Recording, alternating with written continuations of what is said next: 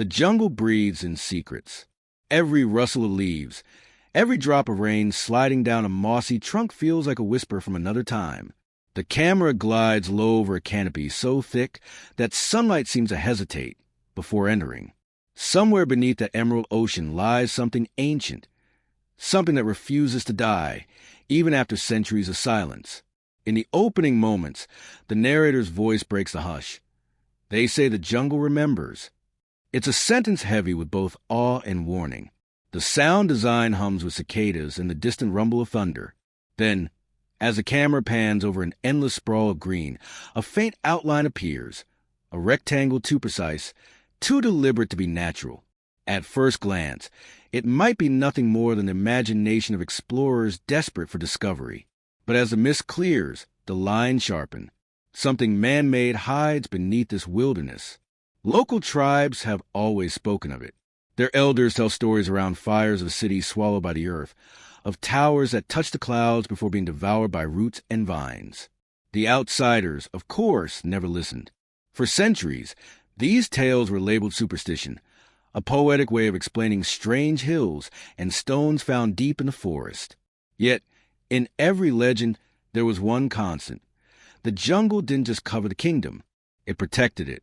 History, as we know it, claims that this region was sparsely populated, home to wandering tribes and small farming communities. Archaeologists mapped trade routes, burial sites, and villages, but never cities of grandeur. The official record described the land as wild and untamed, a place where nature ruled and human civilization barely survived. That was the known truth, until the eyes in the sky began to see differently. It started with a team of ecologists scanning deforestation patterns. Their satellites picked up strange rectangular anomalies, too geometric to be random, hidden beneath centuries of foliage. At first, they assumed it was an error in data calibration, but when they cross-referenced the coordinates, the shapes persisted, lines that curved like roads, clusters that looked like courtyards. The forest, in its infinite sprawl, was hiding a blueprint. The camera shifts from modern monitors glowing in dark laboratories to the sweating explorers cutting through thick vines. Machetes swing, leeches cling, and the air grows heavier with every step. The jungle feels alive, almost watching. It is both guardian and predator, its beauty inseparable from its danger. Each branch seems to bend closer, as if trying to listen to what the humans will say next. An old guide named Mateo leads the expedition. His father and grandfather were hunters, and both warned him never to enter this part of the forest. The ground remembers what it lost, his father once said. Mateo repeats this line as they move deeper, his voice trembling. He isn't just leading them through geography, he's leading them through myth. The narrator continues, weaving contrast into every sentence. The maps of our world are not complete. They are filled with blank spaces, territories labeled as wilderness, as if the absence of evidence means the absence of history. But what if those blanks were deliberate? What if the jungle's silence is not emptiness, but memory? A sudden rainfall interrupts the journey. The crew takes shelter beneath a canopy of giant leaves. The sound of the storm is deafening, a wall of white noise. Yet within it, a faint metallic clang echoes, stone against stone, shifting under the weight of water. The camera zooms toward the ground, where a slab of rock emerges from mud. It's covered in carvings so worn that only fragments remain. Spirals, suns, figures dancing around circle. The rain cleanses it like a ritual, revealing symbols that haven't been seen by human eyes for hundreds of years. The archaeologist, Dr. Langford, kneels beside it. His hands tremble as he brushes the surface clean. "This shouldn't be here," he murmurs, his voice half disbelief, half reverence. He takes out a notebook and writes 3 words, possible foundation site. The moment is quiet but monumental, a shift from rumor to evidence. As the team continues, they encounter more signs. Broken columns swallowed by roots. Perfectly squared stones stacked beneath centuries of decay. The deeper they go, the more undeniable it becomes. This jungle was not always wild. Once it was architecture. Once it was home. The narrator's tone turns reflective, almost mournful. Civilizations rise and we celebrate them. They fall and we mourn them. But those that vanish entirely, those we forget, become something different. They become ghosts, woven into the fabric of the earth itself. Perhaps that is why we call this place sacred, not because of what it gives us, but because of what it hides. Night falls over the camp. The explorers sit by their small fire, surrounded by the rhythmic chorus of frogs and unseen creatures.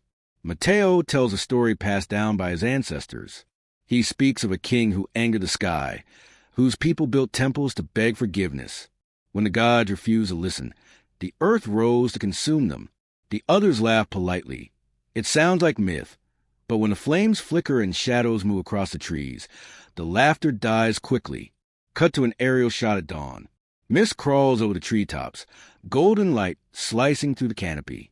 A drone rises above the jungle, capturing what no human eyes could ever see from the ground. The shapes reappear, rectangular outlines forming patterns too complex to ignore. Roads that once carried people now carry only vines. Waterways that once reflected sunlight now mirror nothing but sky. Dr. Langford's voice overlays the imagery. Every time we think we know our past, it changes. Every time we draw a line between myth and reality, something erases it. His tone isn't a victory, but of humility. Discovery here feels less like conquest and more like confession, a realization that humanity has overlooked an entire kingdom, not because it was hidden, but because we stopped believing it could exist. The camera lingers on the treetops one last time. The hum of insects grows louder, almost like chanting. The narrator concludes, "Beneath the sea of green lies a world that time tried to forget, but the earth remembers. It always remembers." The music swells, a haunting blend of strings and low drums, as the screen fades to black. The title appears slowly, carved in gold letters against the darkness. The Forgotten Kingdom hidden beneath the jungle. In that silence, after the last note fades, one truth lingers. The story has only just begun. The jungle had spoken in riddles for centuries, but the old stories were always there, floating like ghosts in the humid air. In the villages that bordered the green abyss, the elders would tell children about the kingdom that vanished. They said its people walked on white stone roads that glowed in moonlight, that their temples rose higher than the tallest trees, and that one night the jungle grew jealous and took everything back. To the first European explorers who heard these tales, it was nothing more than fantasy. They scribbled the words of the locals into journals, then laughed over their campfires, calling them charming, primitive myths. But time, as always, is unkind to certainty. Generations later, those same stories would be the compass that guided scientists into the heart of a mystery. When archaeologists began re-examining the oral traditions once dismissed as tribal superstition, they noticed something remarkable. The details were consistent. Different tribes, separated by language and distance, spoke of the same river, the same hill of sleeping stones, the same god whose face was hidden beneath the roots. Myths don't usually share coordinates, but these did. The narrator's voice cuts through the sound of cicadas.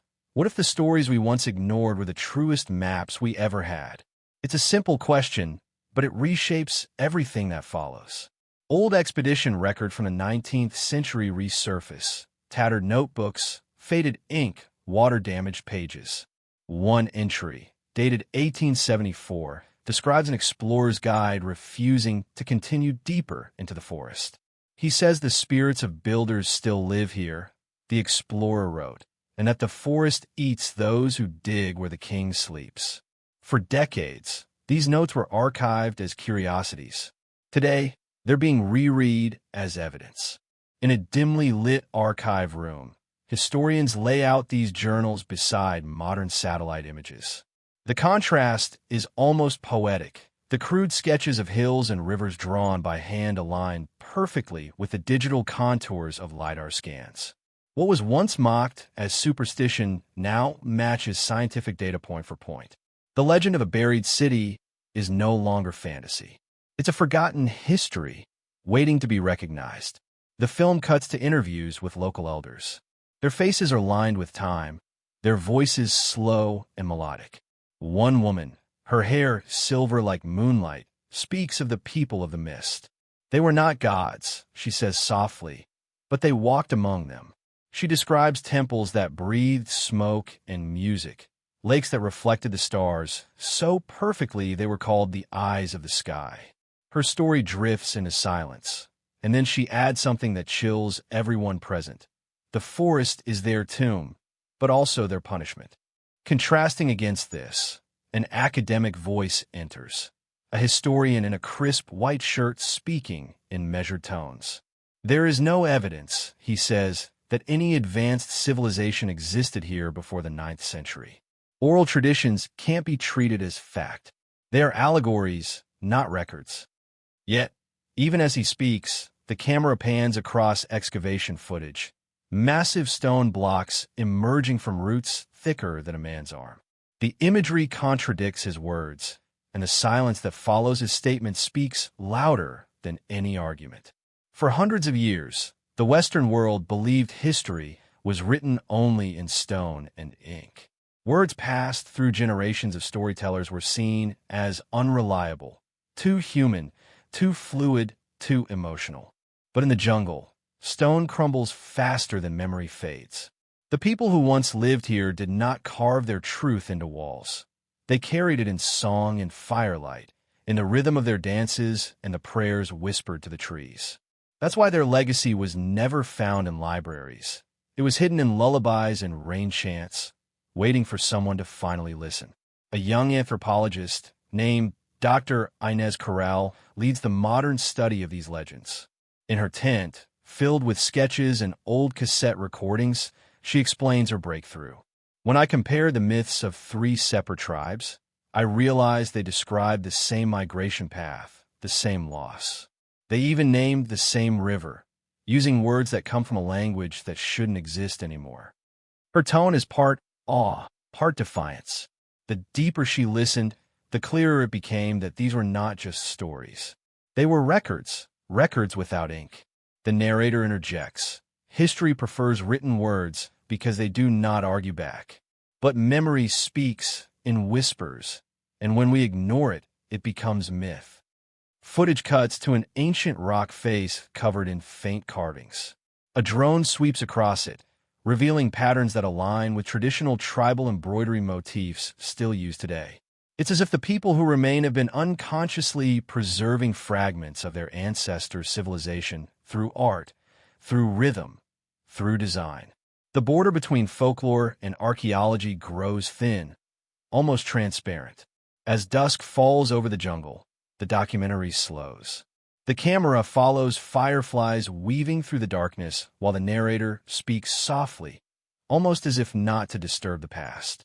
The first explorers came here looking for gold, for conquest, for proof of their superiority. They left calling the jungle a void. But what they could not hear was the language of time itself, spoken not in metal or paper, but in the breath of trees. The scene transitions to a montage. Old black and white photographs of explorers posing beside native guides, then cutting to modern archaeologists kneeling in the same spots, humbled rather than proud. The contrast is sharp, the arrogance of discovery replaced by reverence. It is no longer a story about conquering the unknown. It's about apologizing to it. Dr. Corral reads from her notes by flashlight. One phrase keeps appearing in every myth, she says. They call it the Day of the Veil. They say the kingdom was taken in one night, when the sun disappeared and the air turned red. The survivors walked into the trees and never returned. From that day forward, they lived in silence. She pauses. I used to think it was poetic. Now I'm not so sure. Her words linger as the camera glides over tree roots that twist around something hidden, something angular, buried too perfectly to be chance. A hand brushes away soil, revealing the corner of a carved stairway descending into the earth. The realization hits. The legends weren't exaggerations. They were warnings. The narrator returns, voice low and cinematic. For centuries, we called this place wilderness. But the wilderness was never empty. It was full of stories of cities, of people whose names we erased. Their descendants kept speaking, but no one listened. Until now. Thunder rolls in the distance, echoing through the canopy. The screen fades to black, and for a moment, there's only the sound of rain on leaves. Then, in a whisper that feels like prophecy, the narrator concludes, "The jungle hides many things, but truth is not one of them." The past was never lost. It was simply waiting for us to believe it again. In every age, maps have defined what we believe to be real. They are our attempts to cage the unknown, to draw lines around mystery and call it knowledge. For centuries, explorers charted the world with ink and arrogance, certain that blank spaces meant emptiness. But sometimes, what they labeled as unknown was only what they chose not to see. The lost kingdom beneath the jungle is one of those blind spots, a truth erased not by time, but by human certainty. The earliest European maps of this region date back to the 1500s, when conquistadors wandered through the forest chasing rumors of gold and cities of light. On those maps, beside the curling rivers and shaded mountains, appear faint sketches of walled settlements deep inside the jungle. Names like Ciudad de la Niebla, City of Mist, are scrawled in flowing Latin script. Later historians dismissed these markings as embellishments, errors of overzealous cartographers filling empty space with imagination.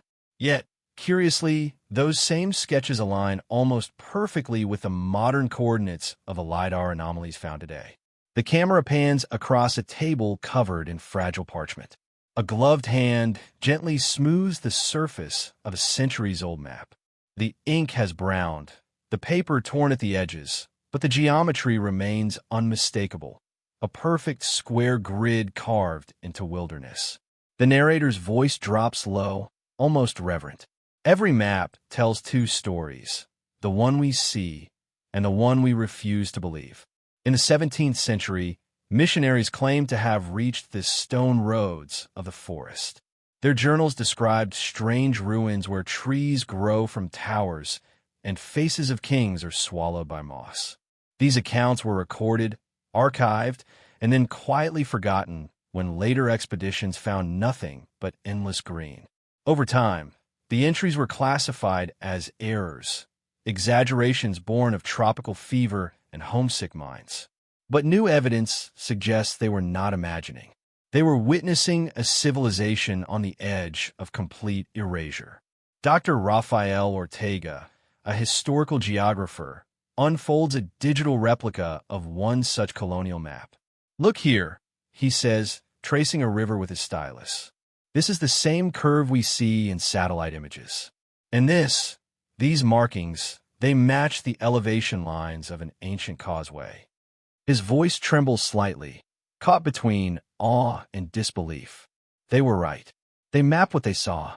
We just stopped believing them. Cut to a dark museum archive. Dust motes dance in the beam of a flashlight. A curator opens a drawer revealing rolled maps bound with faded string, their labels written in ink that's almost gone. "The cartographer's error," she whispers ironically.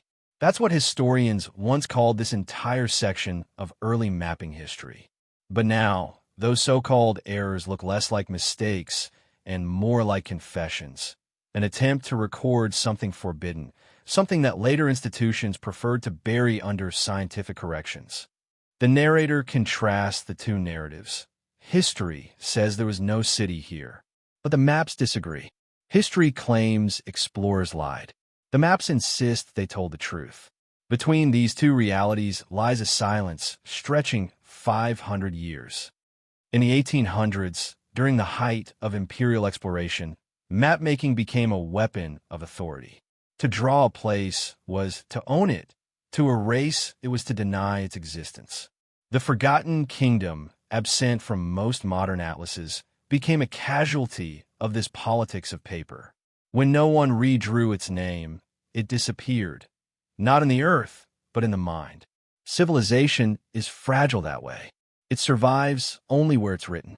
A scene unfolds of a modern geospatial lab.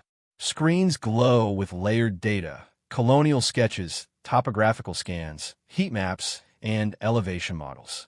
When overlaid, the result is staggering. The old ink lines match perfectly with the hidden grid beneath the forest. A lost capital city, buried under vines and centuries, had been sitting in plain sight for generations. The narrator speaks with quiet gravity. The mistake was never in the maps. The mistake was in our arrogance. But not all maps tell their truths openly. Some hide them between symbols and margins. A 17th century Jesuit map bears a strange inscription along its border, a serpent encircling a sun.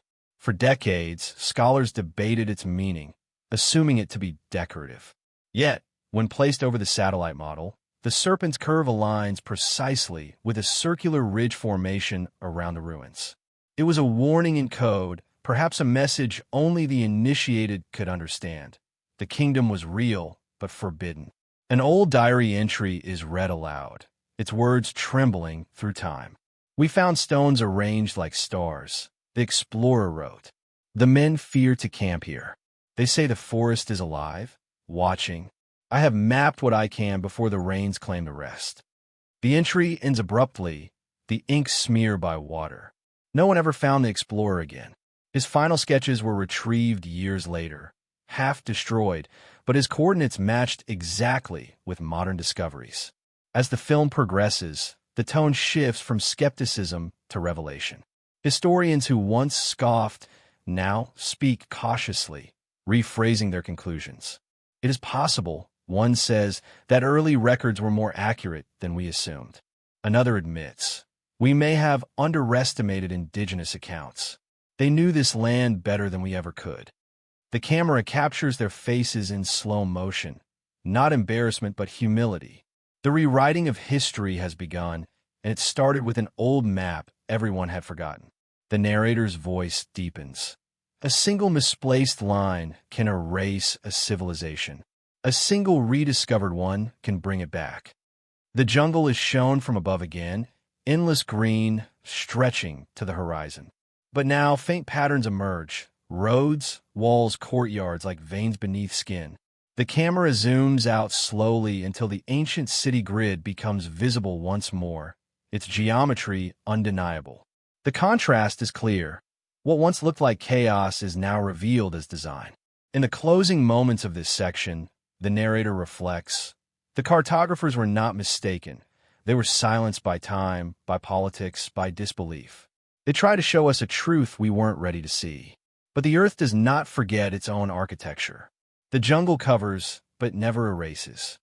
As the scene fades, a map from 1621 dissolves into a modern digital render of the same terrain.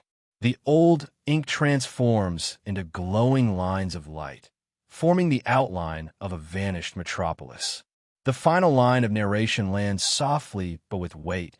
What we call an error was in truth a memory, drawn in ink, lost in arrogance, and now, finally, seen again.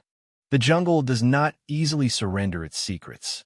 For centuries, its dense canopy acted like a living shield, guarding what lay beneath with vines, roots, and silence. But now, machines have learned to see through the green. From above, invisible waves of light pierce the foliage, mapping every rise and hollow below. LiDAR, light detection and ranging, becomes the first tool to truly challenge the jungle's defense. What it reveals is not random terrain. It is geometry. It is design. The scene opens with a helicopter slicing through the mist, carrying a LiDAR scanner beneath its frame like a silver eye. The narration is calm, but heavy with anticipation. For generations, explorers walked this forest and saw nothing but chaos. Now, from the sky, order begins to emerge. On a monitor inside the aircraft, the data takes shape. Grayscale contours shifting, deepening, and aligning into unmistakable patterns. Rectangles, roads, terraces, a city grid hidden under centuries of green. The first archaeologist to see the full scan is speechless.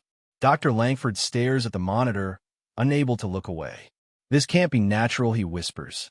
The technician zooms in, revealing perfectly straight lines, avenues aligned with cardinal directions, circular enclosures at intersections, and massive elevated platforms that could only have been temples or palaces. The jungle, it seems, had been quietly keeping the memory of an empire. On the ground, the expedition team begins its descent into this ghost city. The air is thick, the soil damp and heavy. Trees rise like columns from what once were courtyards. Roots snake around stone blocks, gripping them as though afraid to let go. The narrator's voice overlays their movements. Nature is patient.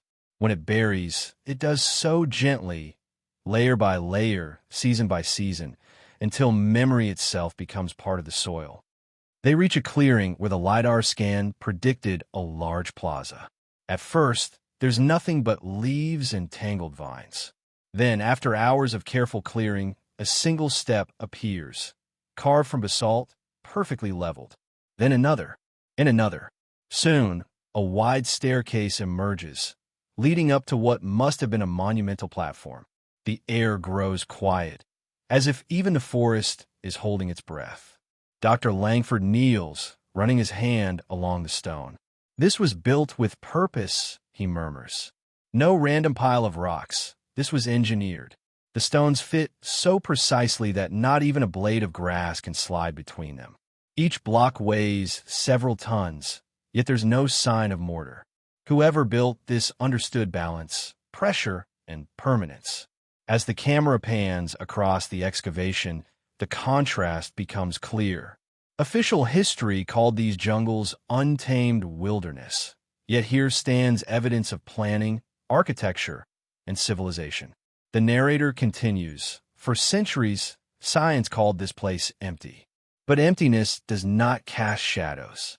Emptiness does not build walls that still stand after 1,000 years." Later that night, the team reviews thermal images beside the campfire. The glowing heat signatures outline buried chambers beneath the plaza. "Cavities," says one of the engineers. "Probably rooms or tombs."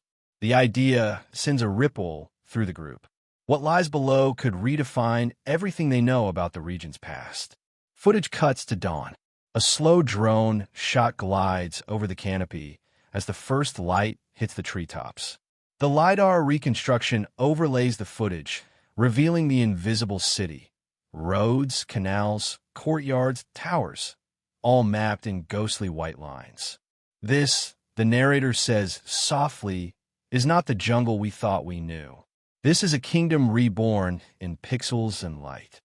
The scientists compare the layout to other known civilizations. The pattern of streets suggests urban planning centuries ahead of its time. The scale rivals ancient capitals that once stood thousands of miles away. Yet no written record, no artifact in nearby cultures, ever mentioned its existence. It's as if an entire people were erased, not by disaster, but by collective forgetting. A voice from an old interview echoes across the soundscape. A local elder recorded decades earlier. "The forest keeps what belongs to it," he said. "It will give it back only when the world is ready."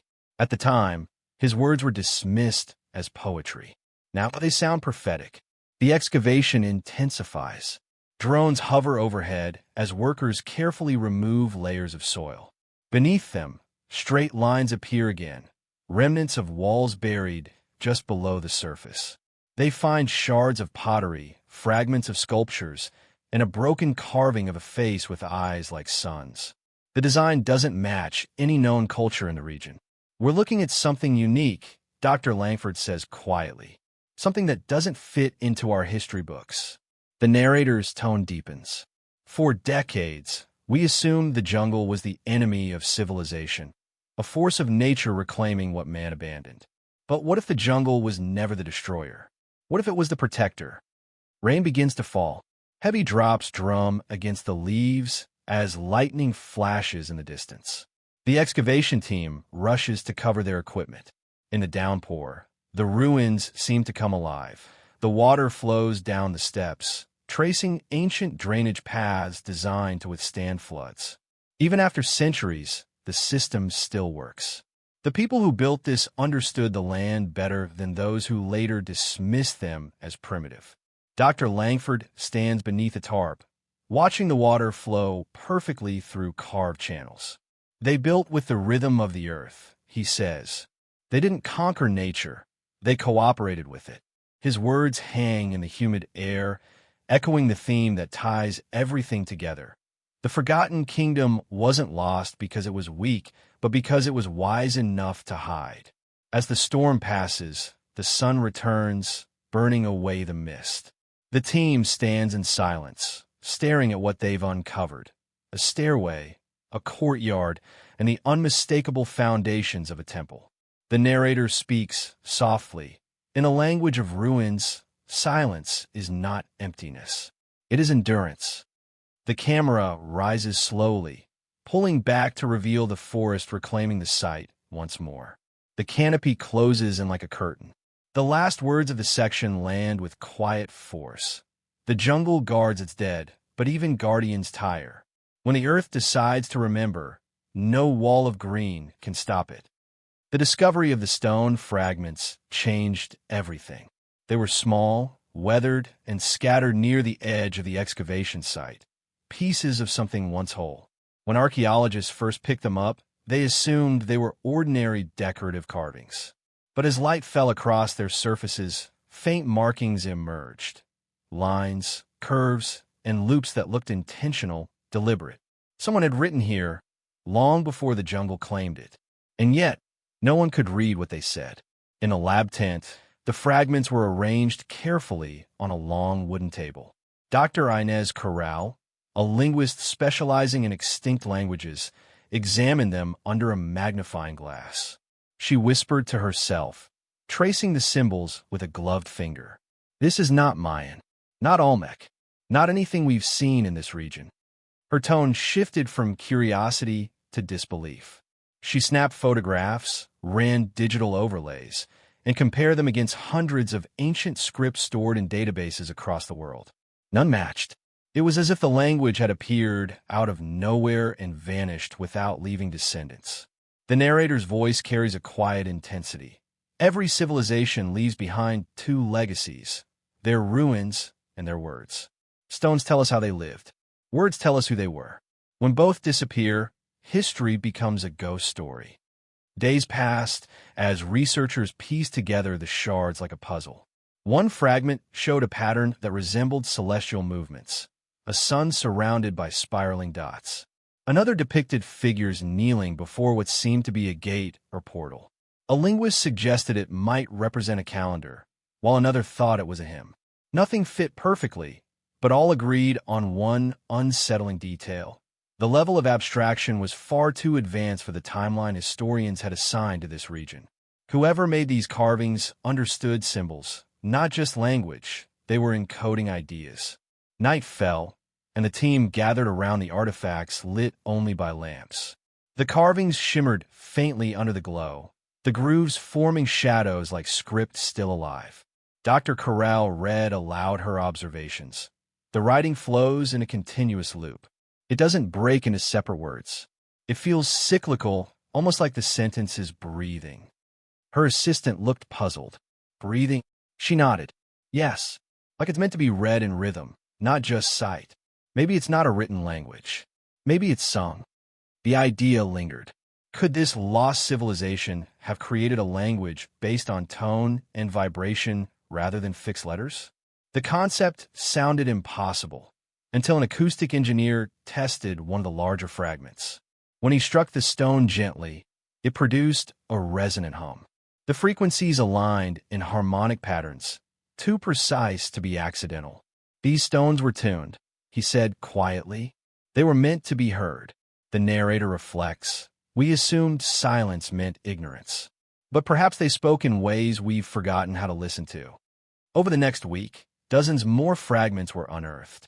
Some contained pictographs showing what appeared to be people offering light to the sky. Others depicted circular symbols that repeated with eerie precision, like coded sequences. When the fragments were assembled digitally, they formed a curved tablet, half destroyed, half preserved, engraved with more than 200 distinct symbols. None matched known alphabets. None repeated in ways that made linguistic sense. It was as if this culture's communication existed in a space between language and art. An expert in proto-writing, Professor Mikhailov, flew in from Prague to examine the findings. It's not a language of transaction, he explained, gesturing toward the tablet. It's a language of philosophy. Each symbol may represent a concept, like time, balance, sacrifice, or rebirth. This was a culture that didn't just write to record events. They wrote to preserve meaning itself. The camera lingers on his face as he says it, and the narrator adds, "We think of progress as a straight line, writing evolving from crude marks to sophisticated alphabets. But what if civilization sometimes moves in circles? What if something greater existed before us, only to be forgotten?" In another tent, digital models animate the reconstructed script. As the camera zooms in, the symbols pulse with subtle light, forming patterns that resemble constellations. The resemblance isn't accidental. Astronomers working with the team identify alignments between the carvings and ancient star charts. One fragment even maps perfectly onto the sky as it would have appeared 12 centuries ago. They were recording the heavens, Dr. Corral says, but not as observers, almost as participants. Back at the excavation site, a new slab is uncovered, larger, heavier, and remarkably intact. Its surface bears a single line of text in deep, flowing curves. When cleaned, the line reveals an image of a face, eyes closed, mouth open, as though speaking a word too sacred to hear. Beneath it, a symbol of the sun half hidden behind the earth. The meaning is unclear, but the imagery is powerful. It feels like a message not just from the past, but from something that transcends time. The team debates endlessly. Some claim it's evidence of a forgotten civilization that influenced later cultures across continents. Others caution restraint, insisting it could simply be an isolated cultural expression. But even the skeptics can't ignore the complexity. This isn't random, says Dr. Corral. This is intelligence. Organized, deliberate, poetic. The narrator's tone turns contemplative. When words fade, we call it silence. But silence has its own language. The hum of the earth, the rhythm of rain, the heartbeat of civilizations sleeping beneath our feet. At sunset, the camera drifts over the site. The workers pack up for the day, leaving the stone fragments covered beneath protective sheets. In the distance, thunder murmurs through the jungle. The sound feels almost like a voice, ancient, patient, waiting. The narrator continues. We name our empires after what they conquered. They name theirs after what they understood. Perhaps that is why we forgot them, and why the earth still remembers. As darkness settles, Dr. Corral stays behind. She places her hand gently on the tablet and whispers a single word. Listen. For a moment, nothing happens. Then a faint breeze passes through the camp, rustling leaves, carrying with it a low, harmonic tone that seems to rise from the stones themselves. Her eyes widen. She doesn't speak. She simply smiles, knowing what the instruments cannot record. Some languages never die. They just wait to be heard again. Morning mist hung low over the canopy as the excavation team began their work once again. The air was heavy with moisture, and the ground beneath their boots squelched softly. After weeks of deciphering fragments, the team was ready to explore deeper into the jungle, toward the direction where local guides insisted the ruins continued. They called the place La Sombra de los Reyes, the Shadow of Kings. None of them had gone too far in. Bad luck, one guide muttered. The forest closes behind you there. But curiosity is stronger than superstition, and so the expedition pressed forward. The narrator's voice echoes softly. History rarely gives up its secrets freely. To uncover what's buried, you must first earn the jungle's permission. A narrow trail led them through a maze of vines and giant ferns. Birds scattered as the sound of their tools and footsteps disturbed the stillness. Soon, the terrain began to rise. A mound, partially hidden beneath thick roots and moss, caught the team's attention. It wasn't natural. The curvature was too perfect. With careful digging, the soil gave way to reveal carved stone. Intricate designs emerged, repeating spirals, lines of geometric precision, and faces that seemed almost human, yet not entirely. As they brushed away layers of dirt, The structure beneath revealed itself, a staircase, rising toward a small plateau.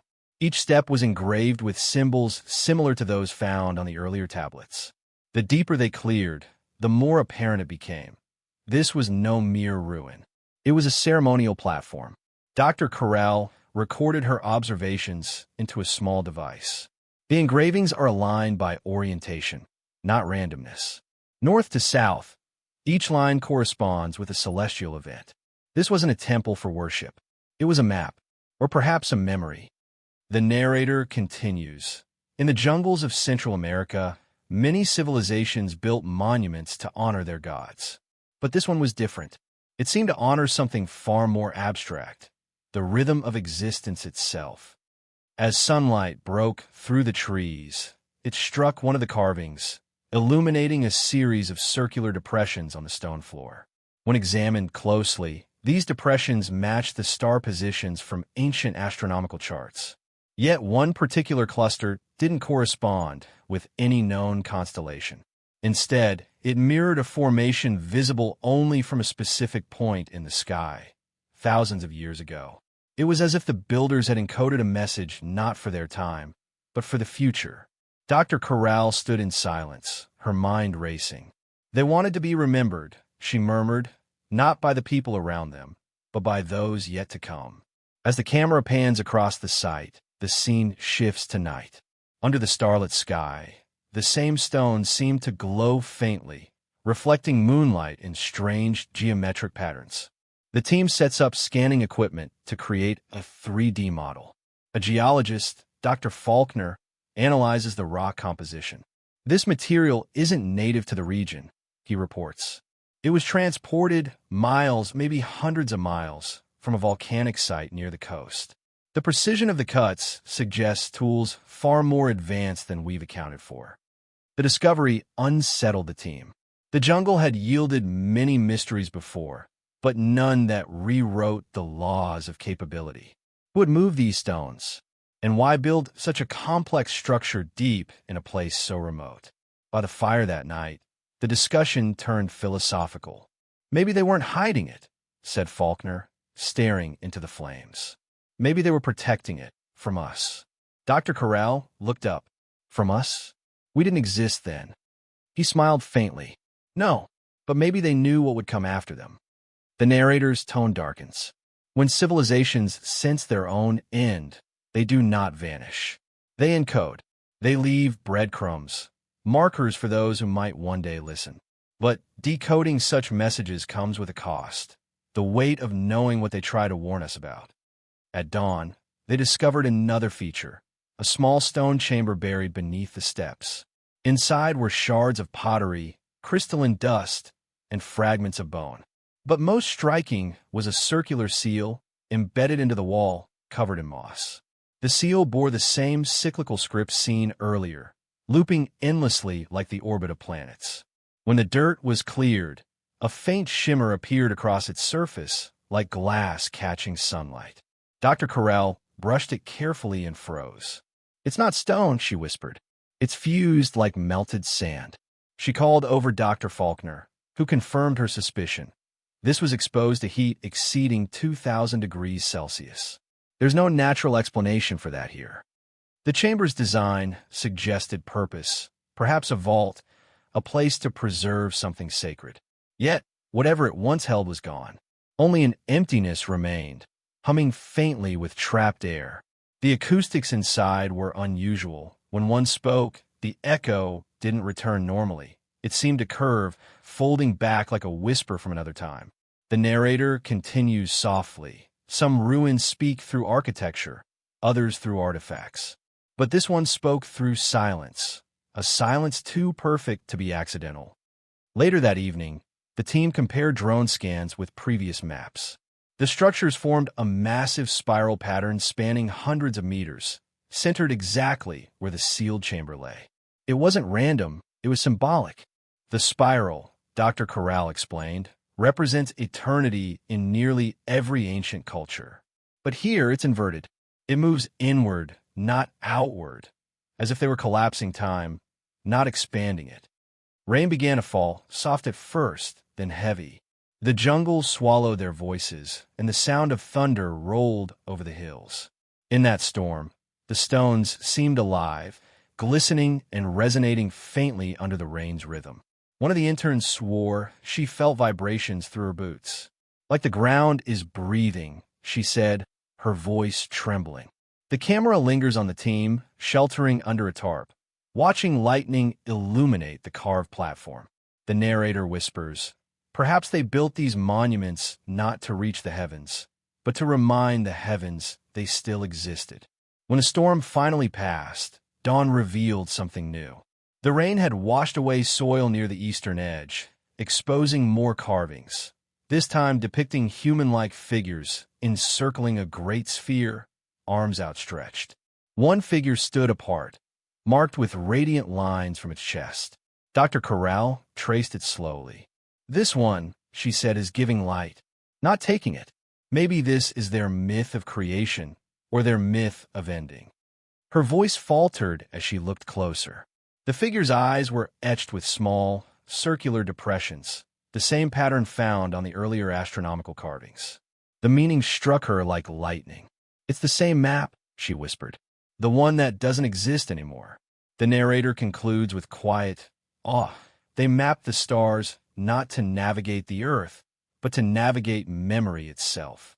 They wanted to be remembered not by names, but by alignment between heaven, stone, and sound." The jungle had hidden their kingdom, but it had also preserved their voice, waiting for someone patient enough to listen. The next morning, the jungle was eerily quiet. Mist coiled through the trees like smoke, and even the birds seemed reluctant to sing. The excavation site lay drenched from the night's storm, the air thick with the scent of wet earth and moss. Dr. Corral walked slowly toward the newly exposed carvings, her boots sinking slightly into the mud. What they had found yesterday had changed everything: the inverted spiral, the fused stone chamber, the celestial symbols. It wasn't just a sight anymore. It was a message, one that seemed to be revealing itself piece by piece. She knelt beside the eastern wall where more carvings had been uncovered. In the faint morning light, they looked like ripples frozen in stone. The team's photographer adjusted his lens, trying to capture the details before the humidity fogged the glass. "It's strange," he murmured. "They almost look new." And he wasn't wrong. Despite being buried for centuries, the carvings appeared untouched by decay. The grooves were sharp, the patterns clean, as though someone had carved them yesterday. The narrator's voice lowers. "The jungle devours everything: temples, bones, entire empires. But some things, it seems, the earth refuses to erase." Dr. Corral took a deep breath and began to trace one of the symbols with her brush. Beneath the layer of dirt, she revealed a sequence of dots arranged in spirals, surrounding a central line. It reminded her of sound waves. "These could represent frequencies," she said aloud. "Maybe even musical tones." Dr. Faulkner raised an eyebrow. "Like the ones you thought the stones were tuned for?" She nodded. "Yes. What if this whole place was designed to produce sound?" That afternoon, they tested her theory. Using a set of portable resonance detectors, the team placed sensors along the platform surface.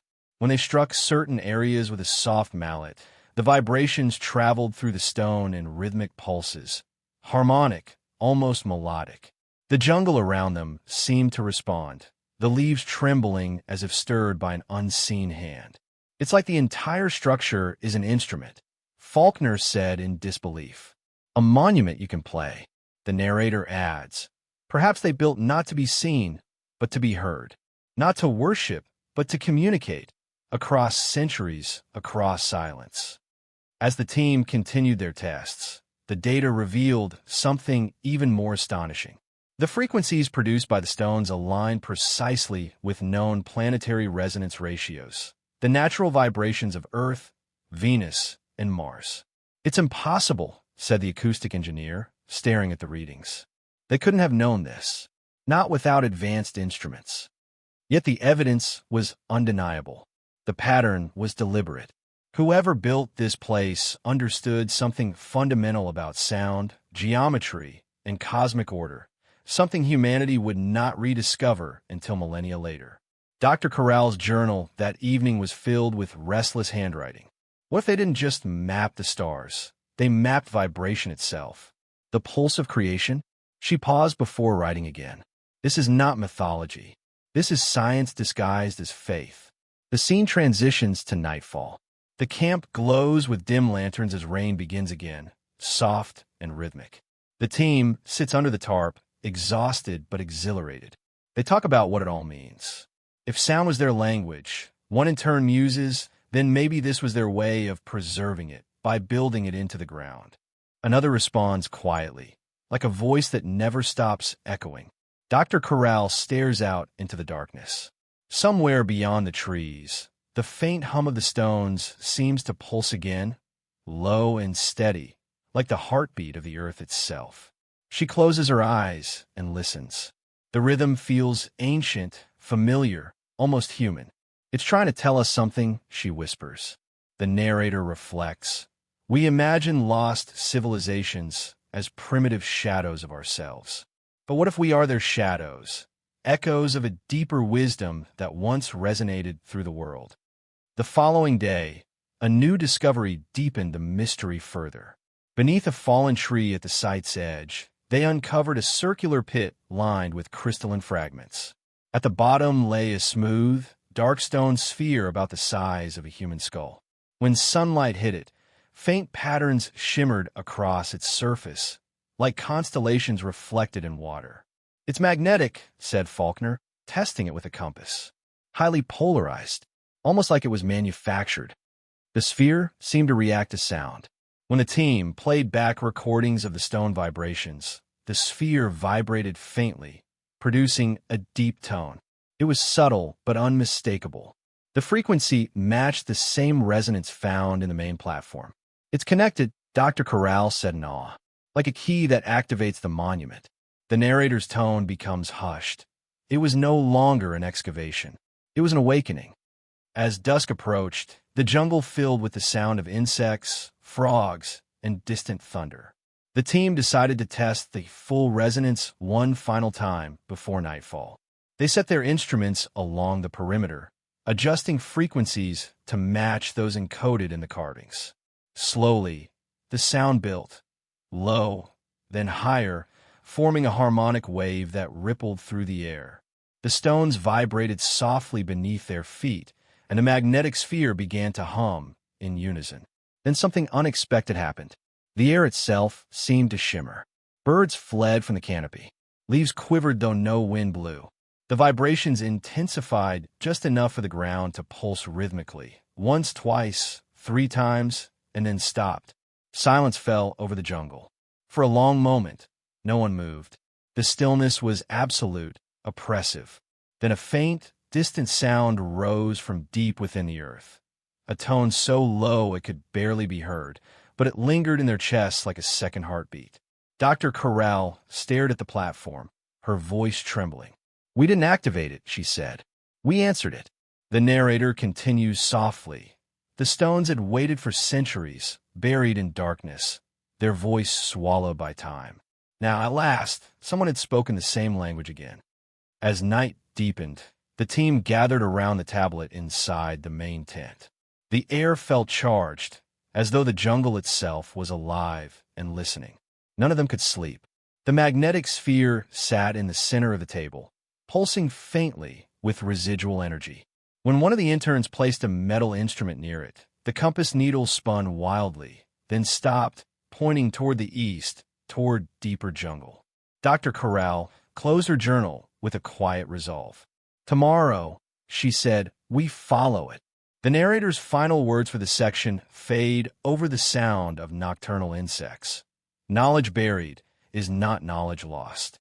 It waits, patient as stone, for the day a voice returns to answer its silence. The jungle hides its kingdom not to deceive us, but to remind us that some truths must be rediscovered, not inherited. At first light, the jungle shimmered in a golden haze.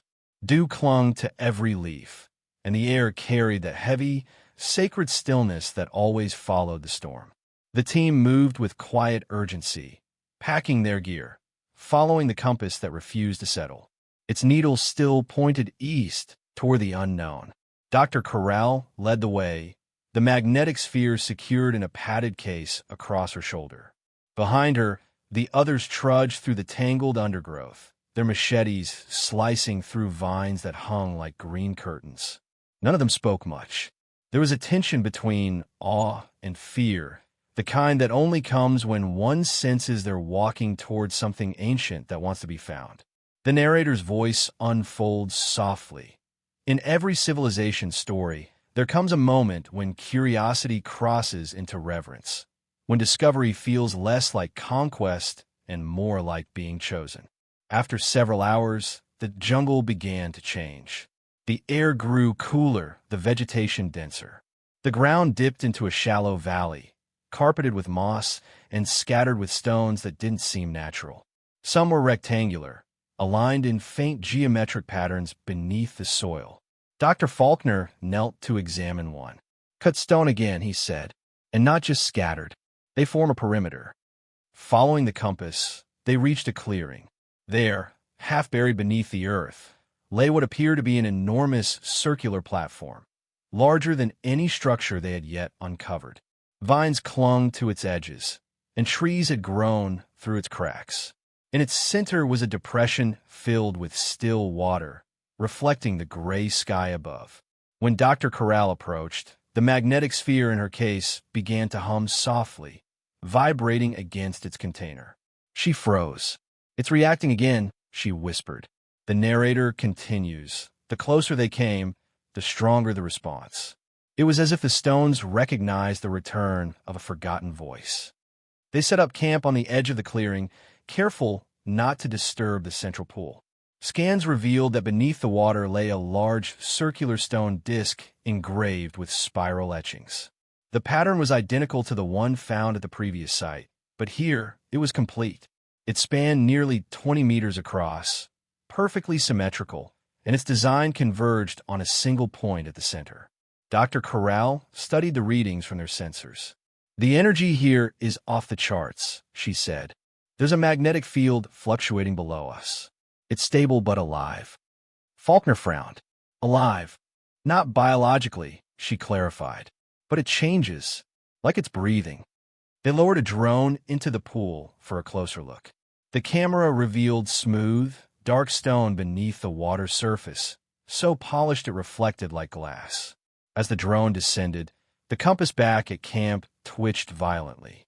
The sphere inside its case began to vibrate harder, rattling against the wood table. "Pull it up," Dr. Corral ordered quickly. The drone's feed cut off for a moment, then flickered back on, just long enough to capture a faint glow emanating from the center of the disk. The narrator's voice deepens. It was a heartbeat, not of something alive, but of something remembering.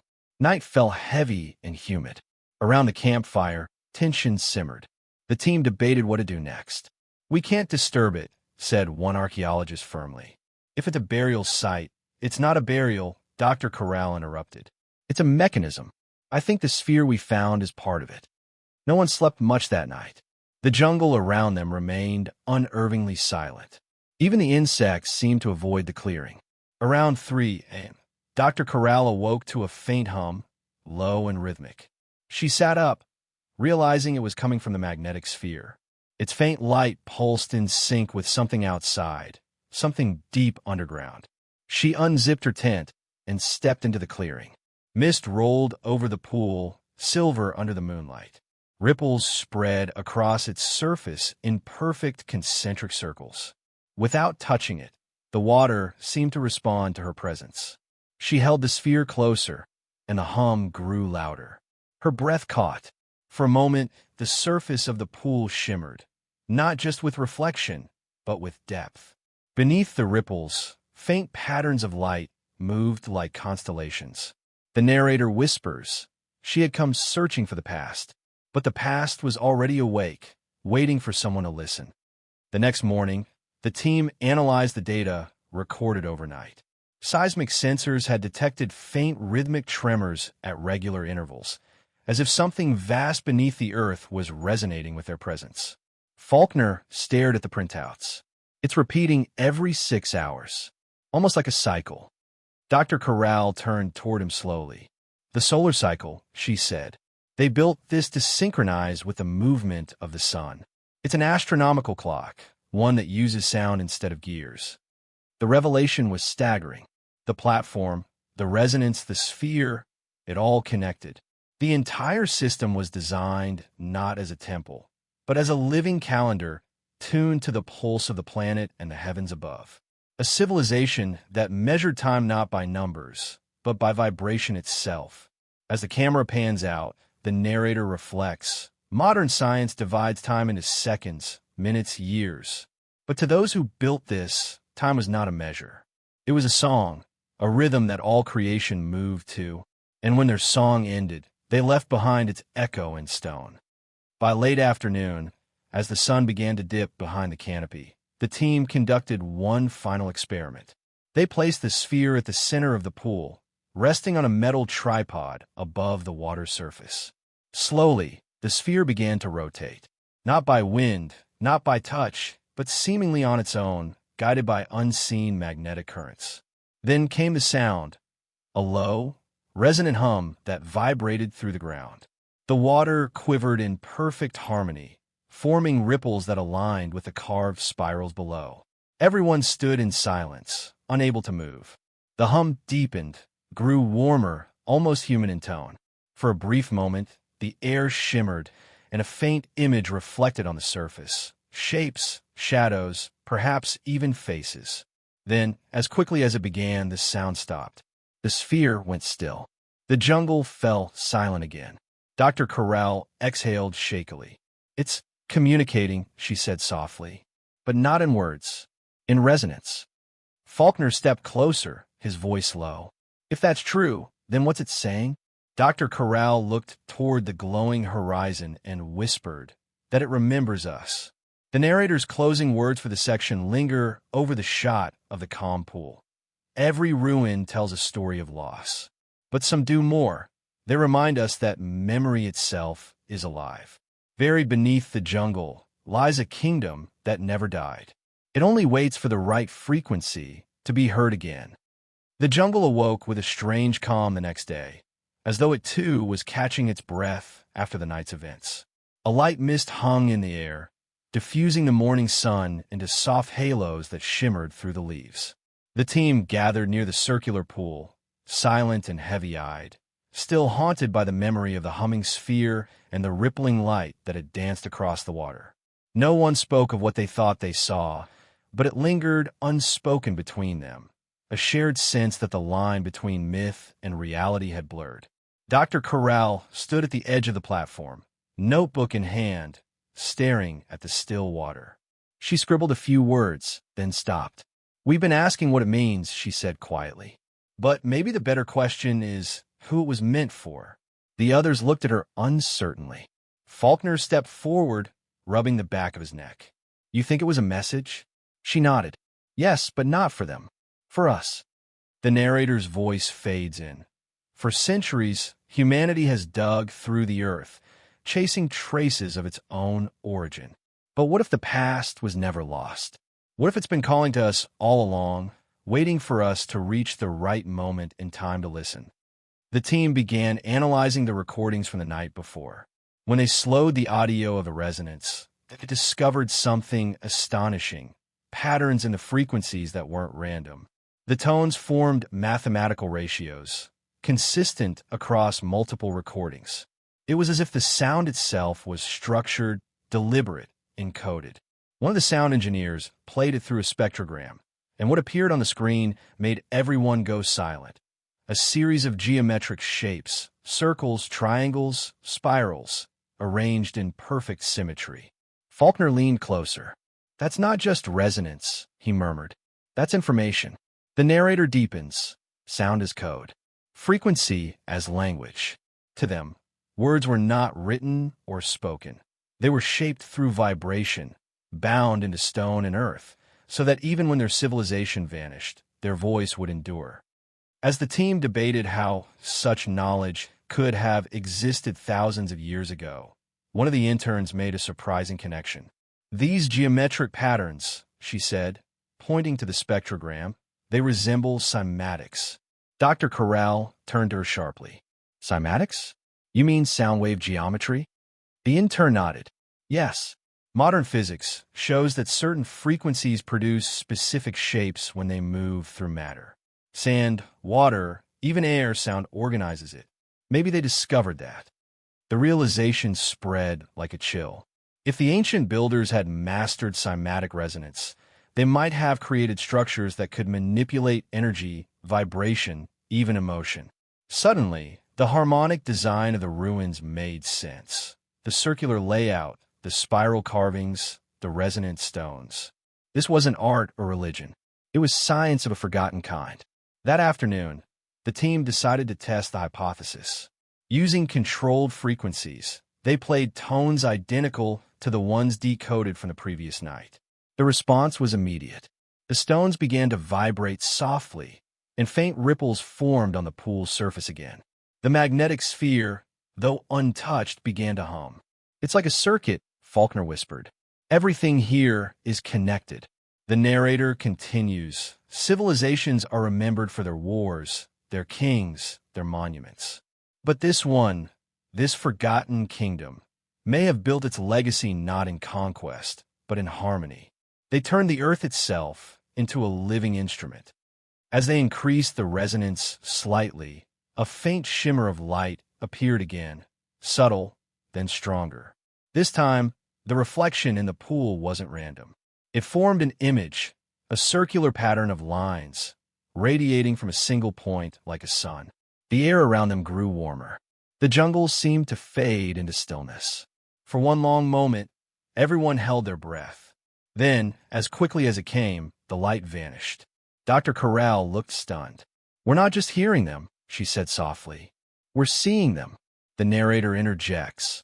The ancients may not have vanished. They may have transcended their own limitations, merging their knowledge of sound, matter, and consciousness into something beyond our comprehension. And here, beneath the jungle, their voice still lingers, half in this world, half in another. The team began comparing their new data with astronomical records. What they found deepened the mystery even further.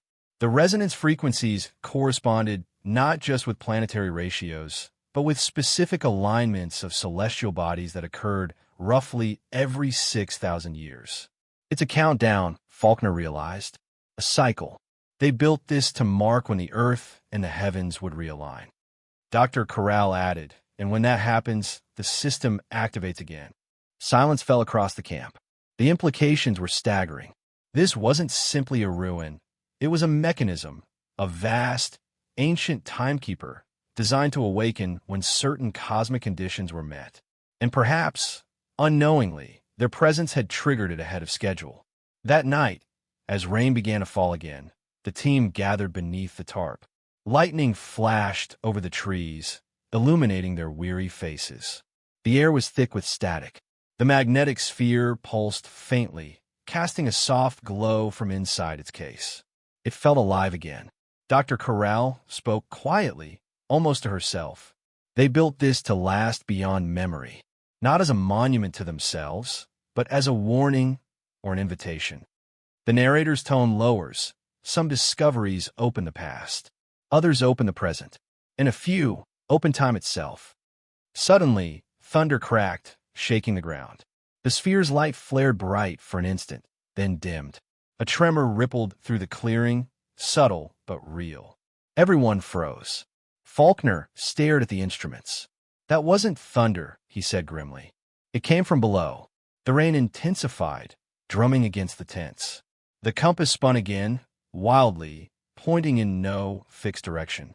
In the chaos, the ground beneath the pool began to shift ever so slightly, just enough for the water's surface to tremble unnaturally. Dr. Corral grabbed her recorder and whispered, "It's responding again. It's awake." The narrator closes the section with quiet gravity. For centuries, the jungle kept its secret. But secrets, like seeds, do not stay buried forever. They wait for the right conditions, the right hands to bloom again. And now, the pulse beneath the earth had begun to stir, carrying with it the song of a kingdom that the world had long forgotten. The storm did not end until dawn. When the last rumble of thunder faded into the mountains, the jungle exhaled a heavy silence. The camp was drenched, half-flooded, and eerily quiet. The air smelled of wet soil and something faintly metallic. Dr. Corral emerged from her tent, her face pale but focused.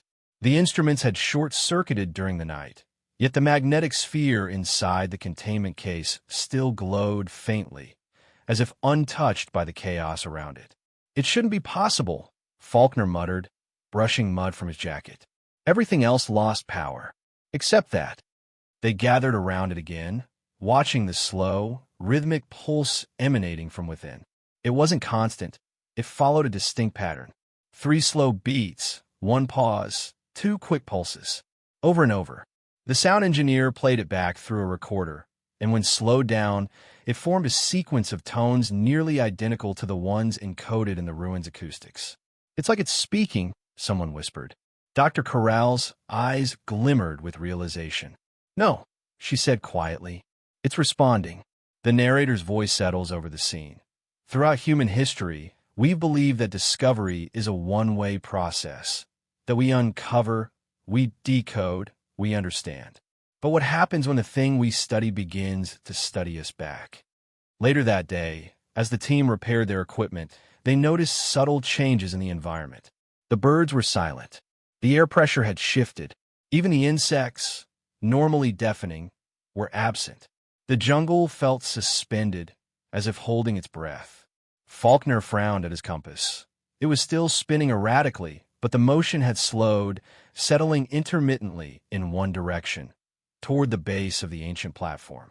They followed the reading and began to dig near the foundation, uncovering a narrow passageway filled with debris. Beneath centuries of sediment, they found smooth stone steps descending into darkness. The entrance had been perfectly sealed by the forest's roots. It wasn't natural collapse. It was deliberate concealment. "They didn't want anyone to find this," Dr. Corral murmured. The narrator interjects softly. "History remembers those who build great monuments. But perhaps the greater mystery lies with those who chose to bury theirs." The descent was treacherous. Their lights barely penetrated the thick air. The walls were lined with carvings, more intricate than anything above ground. Spirals, intersecting circles, and strange humanoid figures surrounded by radiating lines. The patterns seemed to shift when illuminated, creating the illusion of movement. Deeper inside, they reached a chamber unlike any they had seen. At its center stood a massive stone ring embedded into the floor, carved with symbols that glowed faintly when touched. The sphere began to pulse faster, reacting to its surroundings. Faulkner set it on the ring, and immediately the carvings lit up, cascading in concentric waves of light. The entire chamber vibrated with a low hum that resonated through their bones. "It's a key," Dr. Corral whispered in awe. "And this is the lock." The narrator's tone deepens. Beneath the jungle, beneath the vines and soil of time, the Forgotten Kingdom had built not a tomb, but a memory engine, a device meant to outlast language, empires, and even death itself. As the hum grew louder, images began to form in the air above the ring. Faint, shimmering projections made of light and dust. Figures appeared, men and women, dressed in flowing garments, gathered around a similar circle, their hands raised as though performing a ritual or conducting energy. The projection flickered, unstable but real. It was a window into another time. Dr. Corral reached out instinctively, and the figures turned their heads, as if noticing her. The entire team froze. For an instant, the eyes of the ancient figures met theirs through the light. Then, everything went dark. The hum ceased. The sphere fell silent. They stood in silence, hearts pounding. Did that just happen? Faulkner breathed. Dr. Corral didn't answer. She was staring at the carvings on the floor, now rearranged. The symbols had shifted positions, forming new patterns that hadn't been there before. "It's changing," she whispered. "It's communicating in real time." The narrator continues. "Knowledge, once lost, rarely returns unchanged. It adapts, absorbs, evolves. And in that subterranean chamber, the past seemed not dead, but alive, intelligent, reactive. They spent hours photographing and mapping the chamber, trying to document every detail. The deeper they analyzed, the clearer it became that the entire complex was designed around harmonic symmetry. Each room, each carving, each frequency interlocked in a unified system. This was not primitive architecture. It was precision engineering, beyond what was believed possible for its era. Whoever built this understood the relationship between sound, geometry, and consciousness, Dr. Corral said. They didn't separate them, they merged them. Faulkner added, if this system was ever fully activated, it could influence biological or cognitive states on a massive scale. Her eyes widened. You mean control emotion, memory, maybe even perception itself? He nodded gravely. Or elevated. The narrator lowers his tone. We often imagine ancient civilizations as less advanced than us, simpler, slower, bound by superstition. But what if their mastery lay in realms we've forgotten how to measure? What if their science was built not on domination of nature, but synchronization with it? Suddenly, a faint vibration rippled through the floor. The symbols began glowing again, softly this time, almost like a heartbeat. The team watched in awe as lines of light crawled up the walls, tracing paths toward the ceiling, converging on a central stone disk. It began to rotate slowly, releasing a sound so low it was felt more than heard. The air thickened. The smell of ozone filled the chamber. Dr. Corral raised her voice over the hum. It's not just memory, it's activation. It's responding to our presence. Before they could react, the light surged once more, flooding the chamber with a blinding pulse. For a fraction of a second, everyone saw something impossible, an immense landscape, lush and radiant, stretching beneath twin suns. Towers of crystal and stone, rivers of light, beings walking among them. Then it vanished. The hum faded. The disk stopped. Silence. The team stood motionless, trembling. Faulkner broke the silence first. That wasn't imagination. That was a transmission. Dr. Corral looked at him, her voice barely a whisper. No, it was a memory. The memory of a world that once existed. The narrator concludes the section. Deep beneath the jungle, the team had not uncovered ruins. They had opened a conduit, a bridge between the known and the forgotten, between the world that is and the one that was. And as the echoes of that vision faded into the darkness, one truth became undeniable. The forgotten kingdom was never truly gone. It was waiting. The vision left the team shaken. Hours passed before anyone spoke again, their minds caught between disbelief and wonder. The air inside the chamber still felt heavy, charged with static, as though the echo of that other world hadn't entirely faded. Dr. Corral sat near the stone ring, scribbling furiously into her notebook, her hands trembling slightly. What we saw, she said at last, her voice low and deliberate, wasn't a hallucination.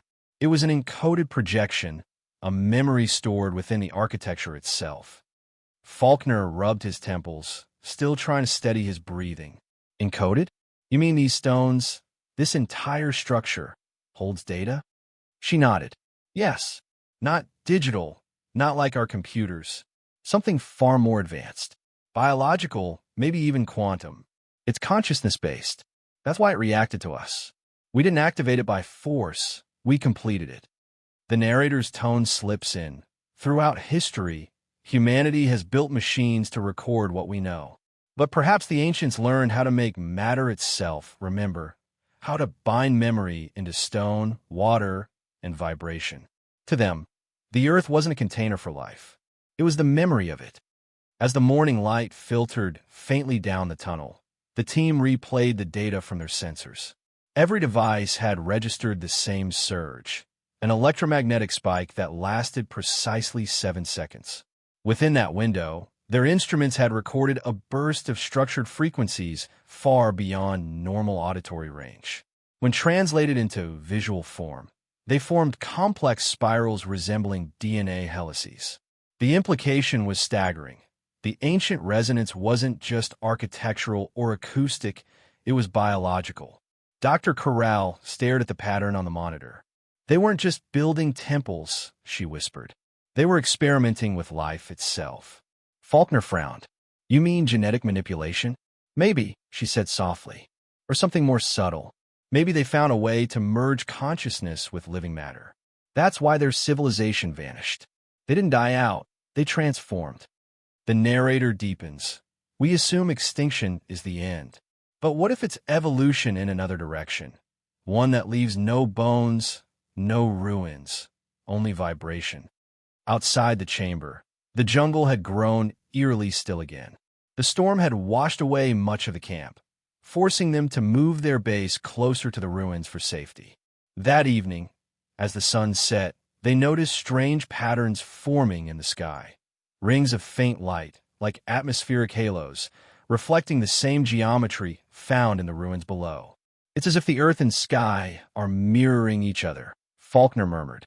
Later that night, Dr. Corral stayed awake, reviewing her notes by lantern light. Her handwriting grew frantic as she drew connections between the resonance frequencies and ancient myths. Legend from South America, Southeast Asia, and even Africa, all describing civilizations that sang the world into being. They all tell the same story, she whispered to herself. The world began with sound. Suddenly, the sphere, silent since the earlier activation, began to glow again. The pulse was slower now, almost soothing, as if it were breathing. She reached toward it cautiously. The moment her fingers brushed its surface, a faint voice echoed inside her mind. Not words, but pure tone, layered and warm, like a chord vibrating inside her skull. She gasped, dropping her notebook. The narrator's tone turned solemn. When knowledge crosses the boundary between the external and the internal, it ceases to be study. It becomes initiation. The next morning, she told the others what had happened. Some were skeptical, others terrified.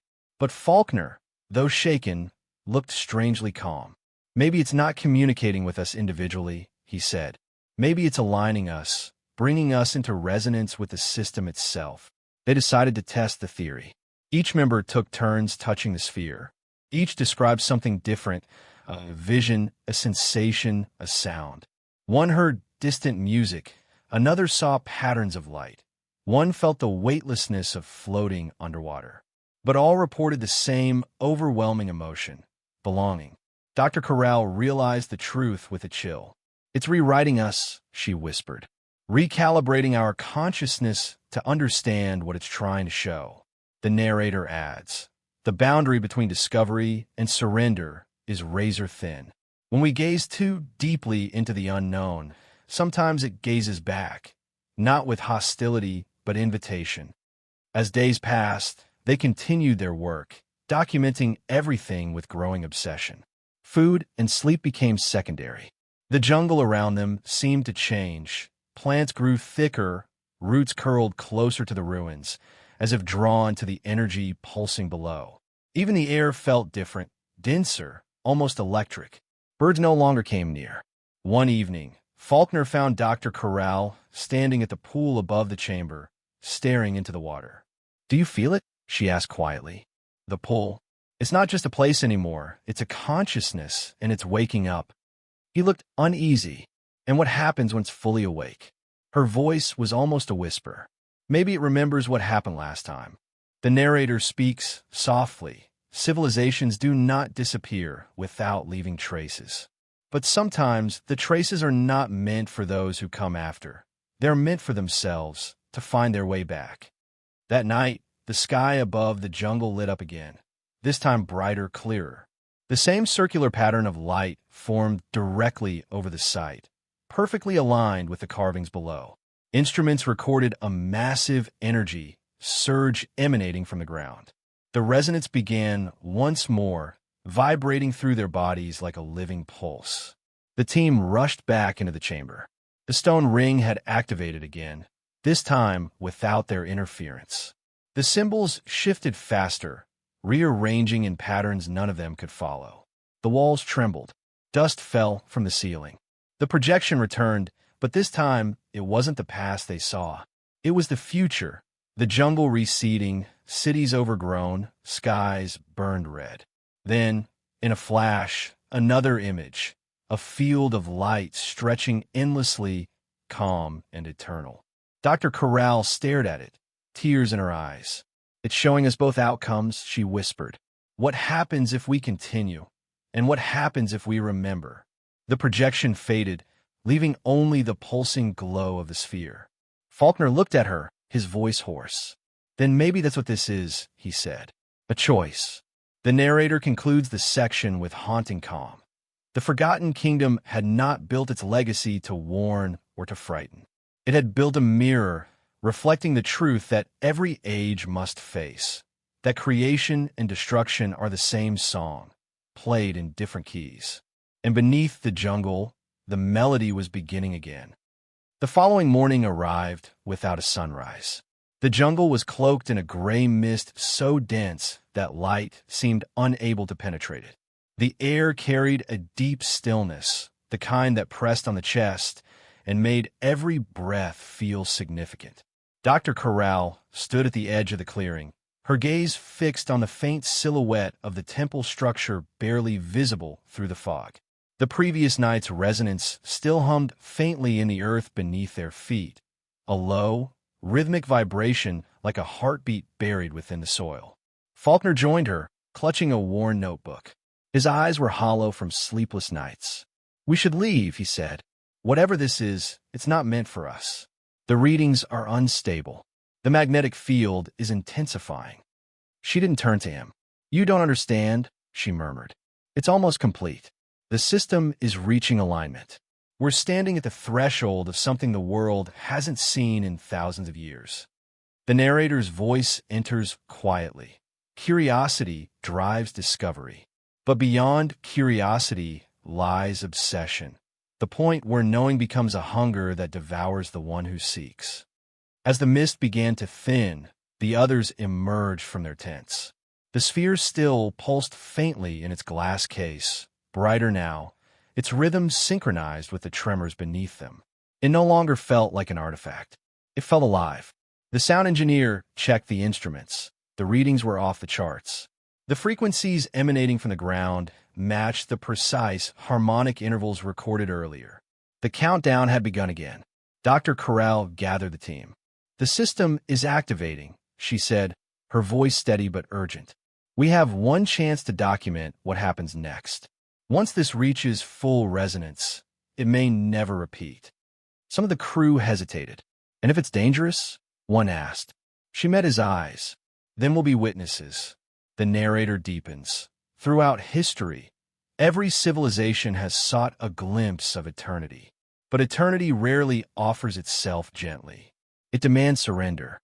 The team descended once more into the chamber.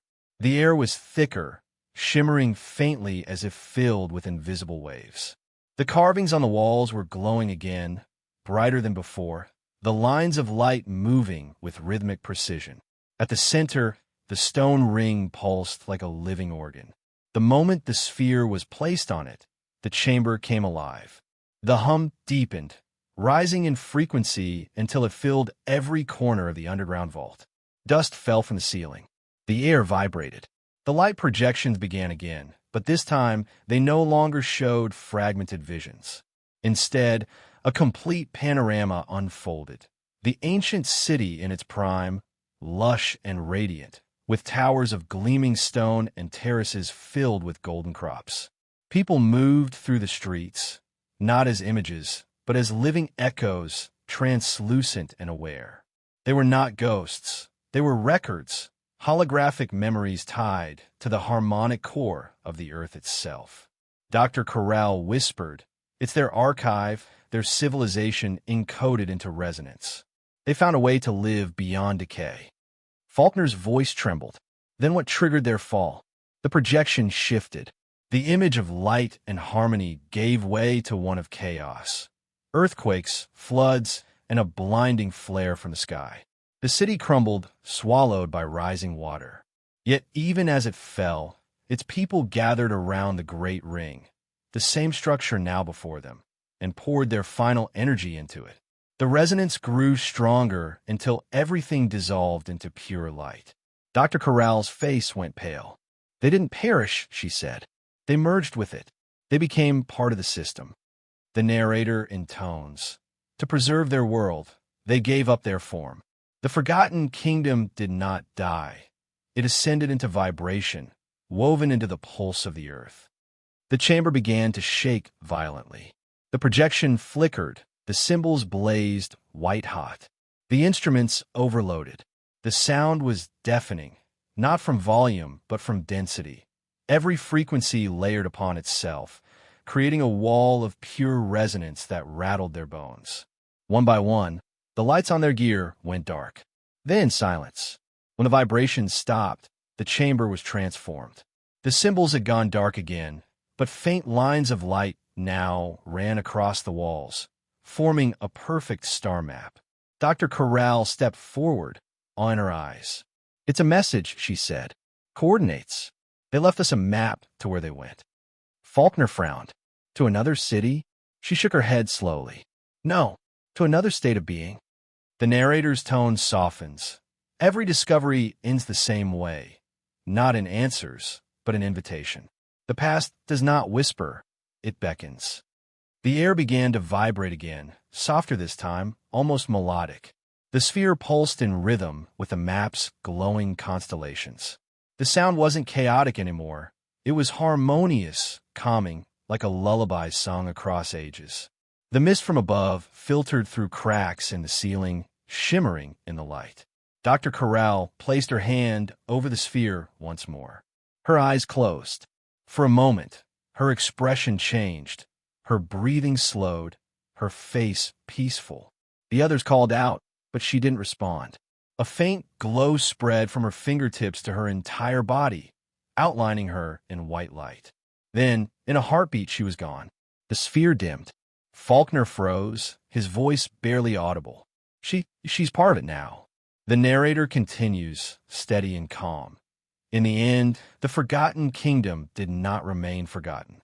It reached out, through earth and stone, to remind the living that memory is not bound by flesh. It waits, patient and eternal, in the language of vibration. The rest of the team left the jungle in silence. The authorities would later find their camp abandoned, the chamber sealed once more beneath the shifting earth. The instruments recovered showed impossible readings, magnetic signatures unlike anything recorded before. The official report would call a landslide. The truth, as always, would fade into rumor.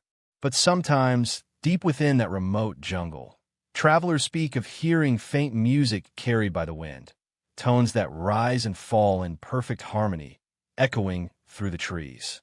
Locals say it's the voice of the earth itself. Others say it's the song of a civilization that refused to die.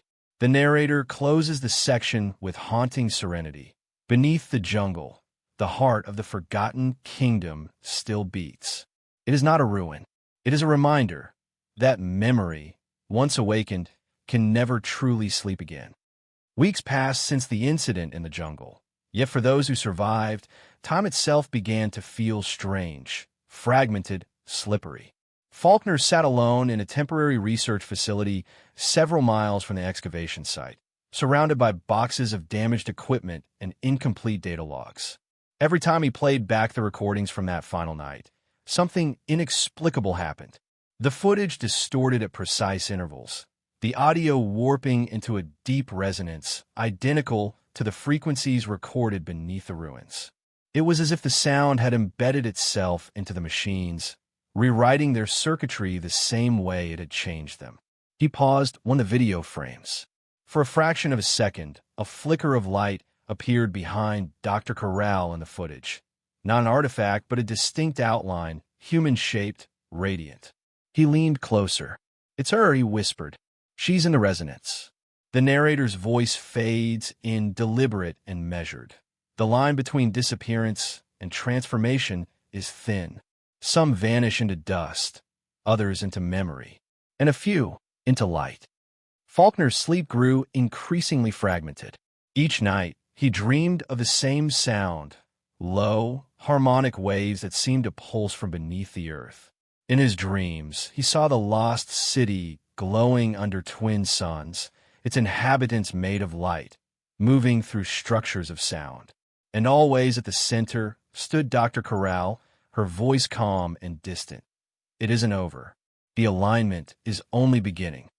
The following morning, he awoke to find a pattern etched into the condensation on his window, a perfect spiral matching the geometry of the chamber. His pulse quickened. It wasn't random moisture. It was deliberate. Someone, or something, was trying to communicate. He returned to the recordings, overlaying the resonance frequencies on his star charts. The results sent a chill down his spine. The same harmonic intervals corresponded with planetary alignments predicted to occur within the next lunar cycle.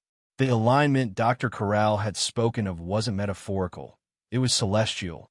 Whatever force powered the kingdom's resonance had been designed to synchronize with cosmic rhythms. And the next convergence was approaching fast. The narrator deepens. Civilizations rise not only from soil and stone, but from rhythm, the unseen clockwork of the cosmos. The forgotten kingdom may have mastered this harmony, tuning their existence to the pulse of the universe itself. Faulkner contacted the remaining members of the team. Most refused to speak about what had happened, their minds fractured by fear or disbelief. But one, the sound engineer, agreed to meet him. When they reunited, she looked haunted, her voice trembling as she confessed, "It's still in my head. That sound, I hear it everywhere.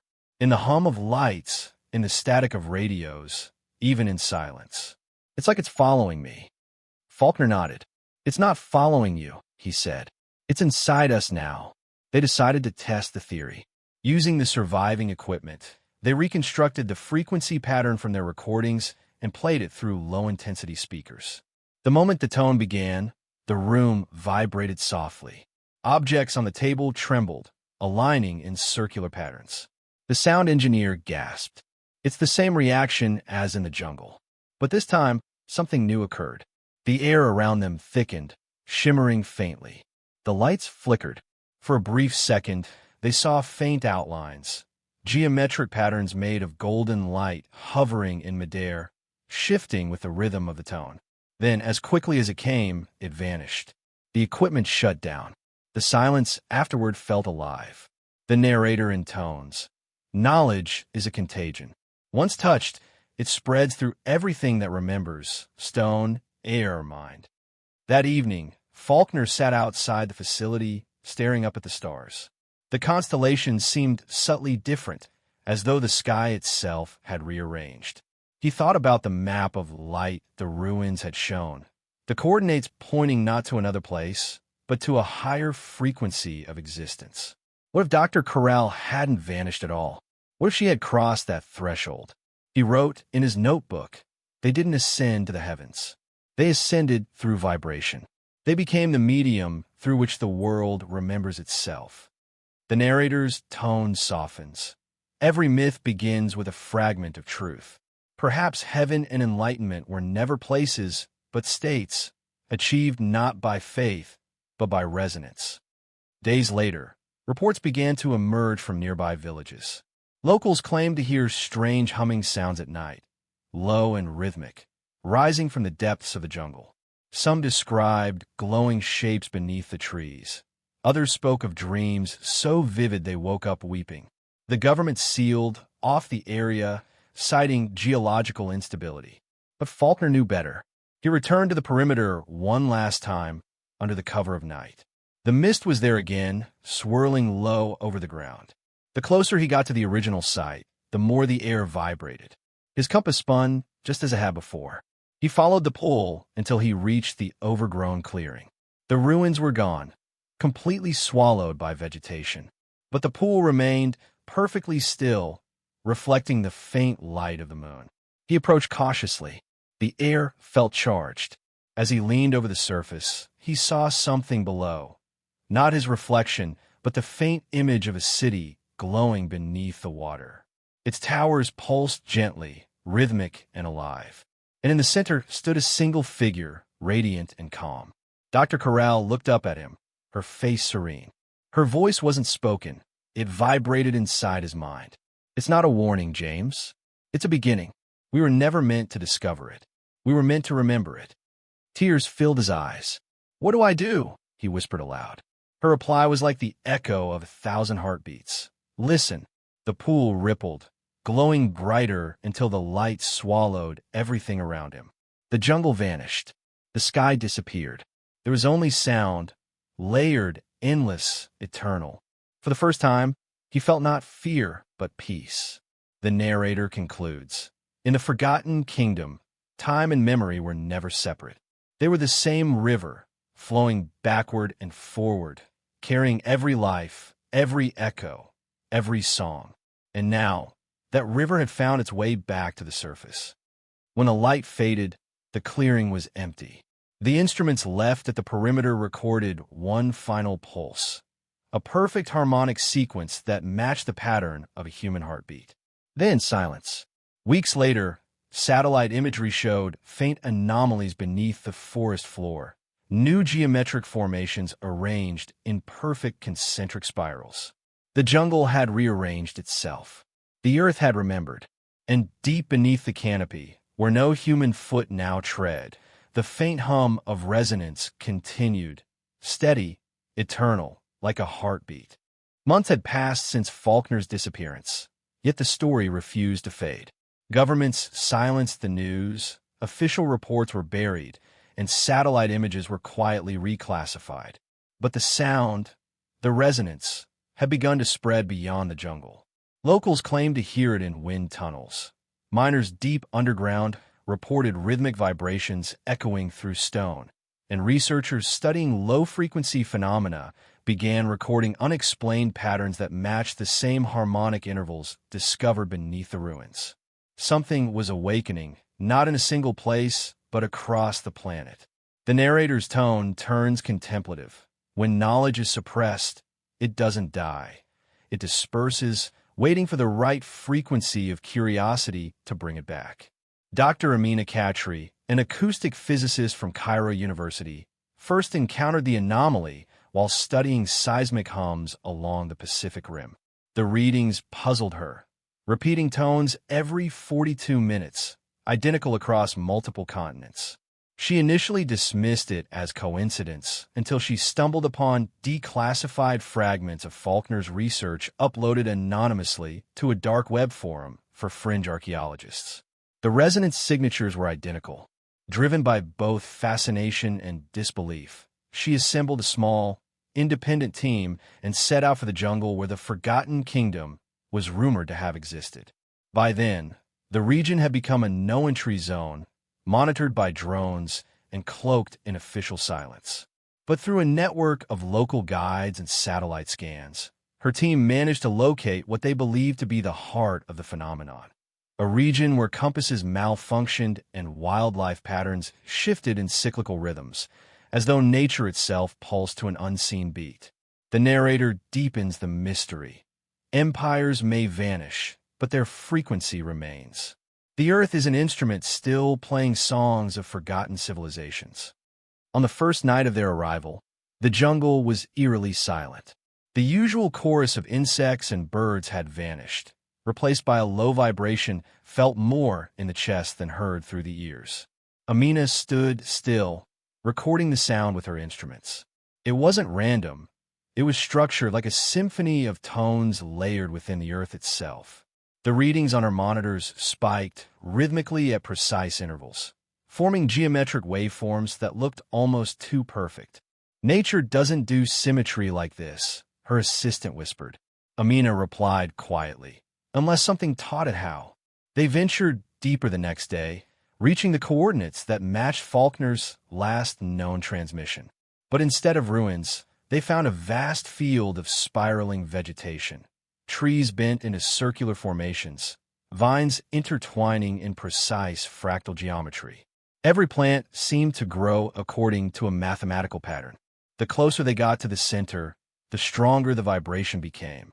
In the middle stood a single tree unlike any other. Its bark pulsed faintly, glowing with an inner luminescence that mirrored the rhythm of the earth. Beneath its roots, the ground was unnaturally warm. Amina knelt, brushing away the soil to reveal what looked like smooth stone.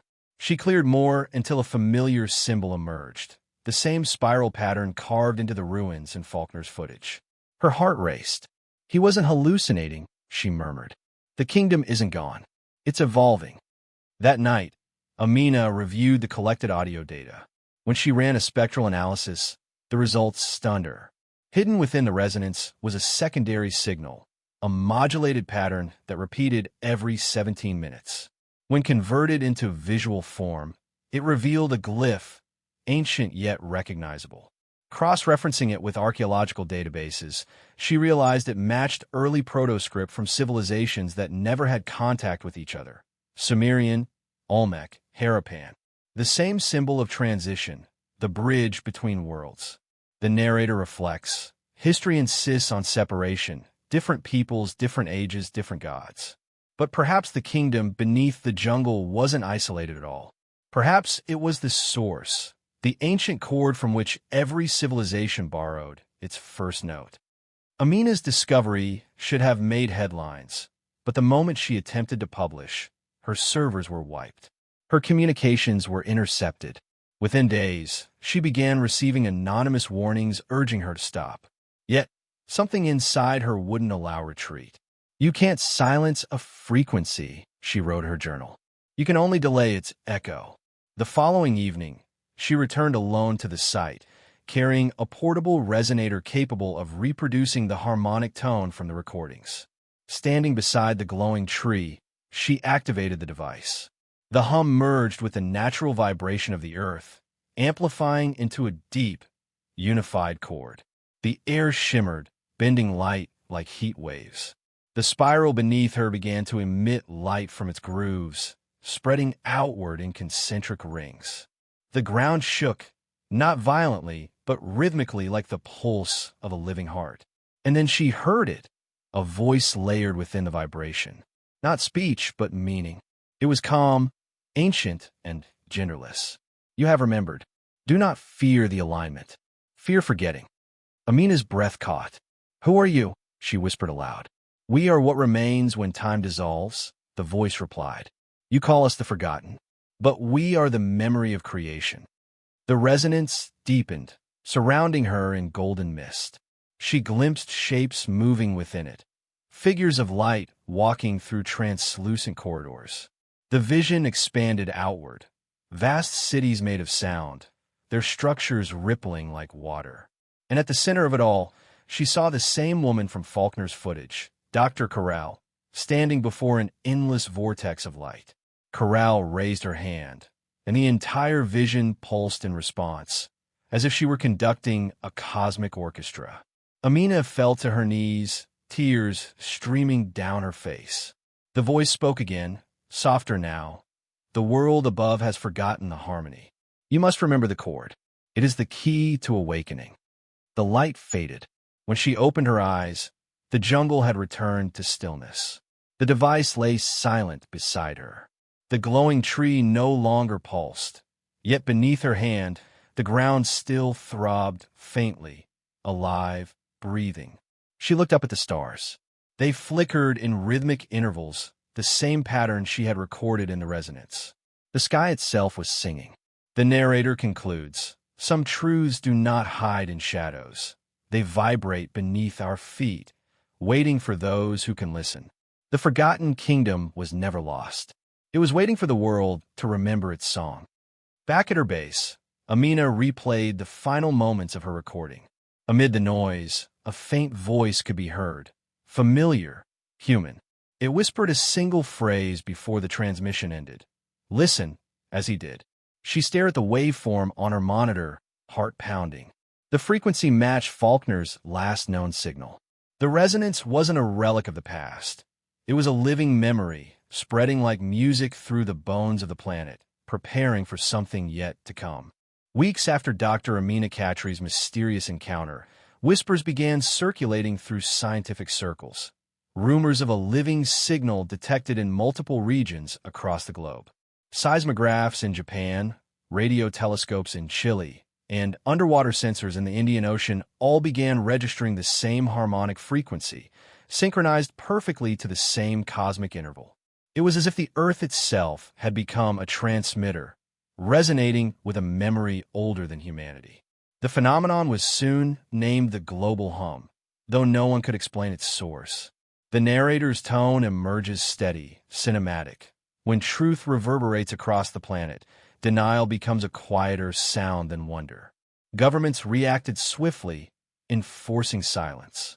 Scientific institutions were instructed to classify their findings, and private researchers found their data scrubbed from public servers. Yet, despite suppression, the hum persisted. Amateur radio operators and independent explorers began documenting it themselves, recording the faint vibrations, sharing them online. What had once been the obsession of a few had now become a movement. They called themselves the Resonance. Amina, now in hiding, communicated with them anonymously under the codename Echo 9. She shared fragments of her recordings, enough to guide others toward understanding the patterns without exposing her location. Her goal wasn't to prove the phenomenon's existence. It was to prepare those who could sense its meaning. "This isn't a discovery," she wrote in one encrypted message. "It's a remembrance, and remembrance always comes before transformation." The narrator deepens the tone. Civilizations fall when they forget their first song. But sometimes the Earth sings it back. Then, strange effects began to appear worldwide. Magnetic fields fluctuated unpredictably, migratory animals altered their paths, and auroras illuminated skies far beyond polar regions. Some dismissed it as solar activity. Others whispered that it was the kingdom's resonance spreading outward, awakening something dormant. The same spiral formations seen in the jungle started appearing elsewhere, under oceans, within ice sheets, even in desert sands. Each formation corresponded to a frequency node within the planet's magnetic field, as though the entire Earth were being tuned. Satellite imaging picked up something even stranger, brief pulses of light flickering deep beneath the surface in symmetrical formations. When mapped, they formed a massive network of concentric spirals covering the globe. It was an architecture of resonance, hidden for millennia beneath soil and stone. Amina decoded fragments of the frequency into symbols, revealing sequences that resembled mathematical instructions, not messages. "It's guiding something," she murmured to herself. "Maybe it's guiding us." The narrator reflects. The kingdom's genius was not in its architecture or power. It was in its design to survive oblivion, not by resisting time, but by integrating with it. Meanwhile, panic spread among those who couldn't comprehend the phenomenon. Religious leaders called it a sign of the end times. Skeptics called it mass hysteria. But for a small group, the resonance, it was sacred.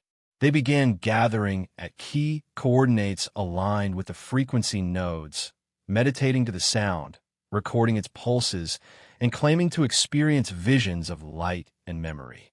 Some described seeing cities made of sound. Others heard voices speaking in ancient tongues, whispering, "You are remembering." Among the resonants was a linguist named Rafael Torres, who had been studying lost languages for decades. When he applied his algorithms to the resonance waveform, he uncovered what looked like linguistic structure embedded within the sound: syntax, rhythm, repetition. The hum wasn't just a tone, it was a form of communication. "It's language beyond words," he said during a leaked interview. A conversation between the Earth and its memory. His findings reignited global interest. Soon, media outlets picked up the story, and social networks exploded with theories: alien transmissions, divine awakening, ancient technology reactivating beneath the crust. But amid the chaos, Amina remained silent. She knew what it truly meant. The resonance wasn't from beyond, it was from below. It was the voice of the forgotten kingdom reaching upward through time. One night, as she reviewed fresh data from the network, she noticed something startling. The resonance amplitude was increasing exponentially. The intervals were shortening, aligning perfectly with the approaching cosmic conjunction she had calculated months earlier. The same alignment the ancients had encoded into their temples and artifacts. It was less than 10 days away. The narrator lowers to a whisper. When the sky and the earth begin to speak in the same rhythm, creation prepares to remember its source. Desperate to understand what would happen next, Amina revisited the spiral site deep in the jungle. To her astonishment, the landscape had changed once again. The ground was now covered in a thin layer of luminescent mist, pulsing softly like a heartbeat. The tree that once glowed faintly now radiated steady golden light, and the spiral beneath it had expanded, as though alive. She realized it wasn't just energy, it was growth, the jungle evolving into a living conduit. As she approached, her instruments went haywire. The frequencies now formed not one, but multiple harmonic layers, complex, intertwined, and deliberate. The resonance wasn't random, it was orchestrated. Each tone interacted with another, creating something like a chord, a harmony. And then she heard a sound deeper than before. It wasn't external. It was inside her, vibrating through bone and memory. She felt a presence, ancient yet familiar.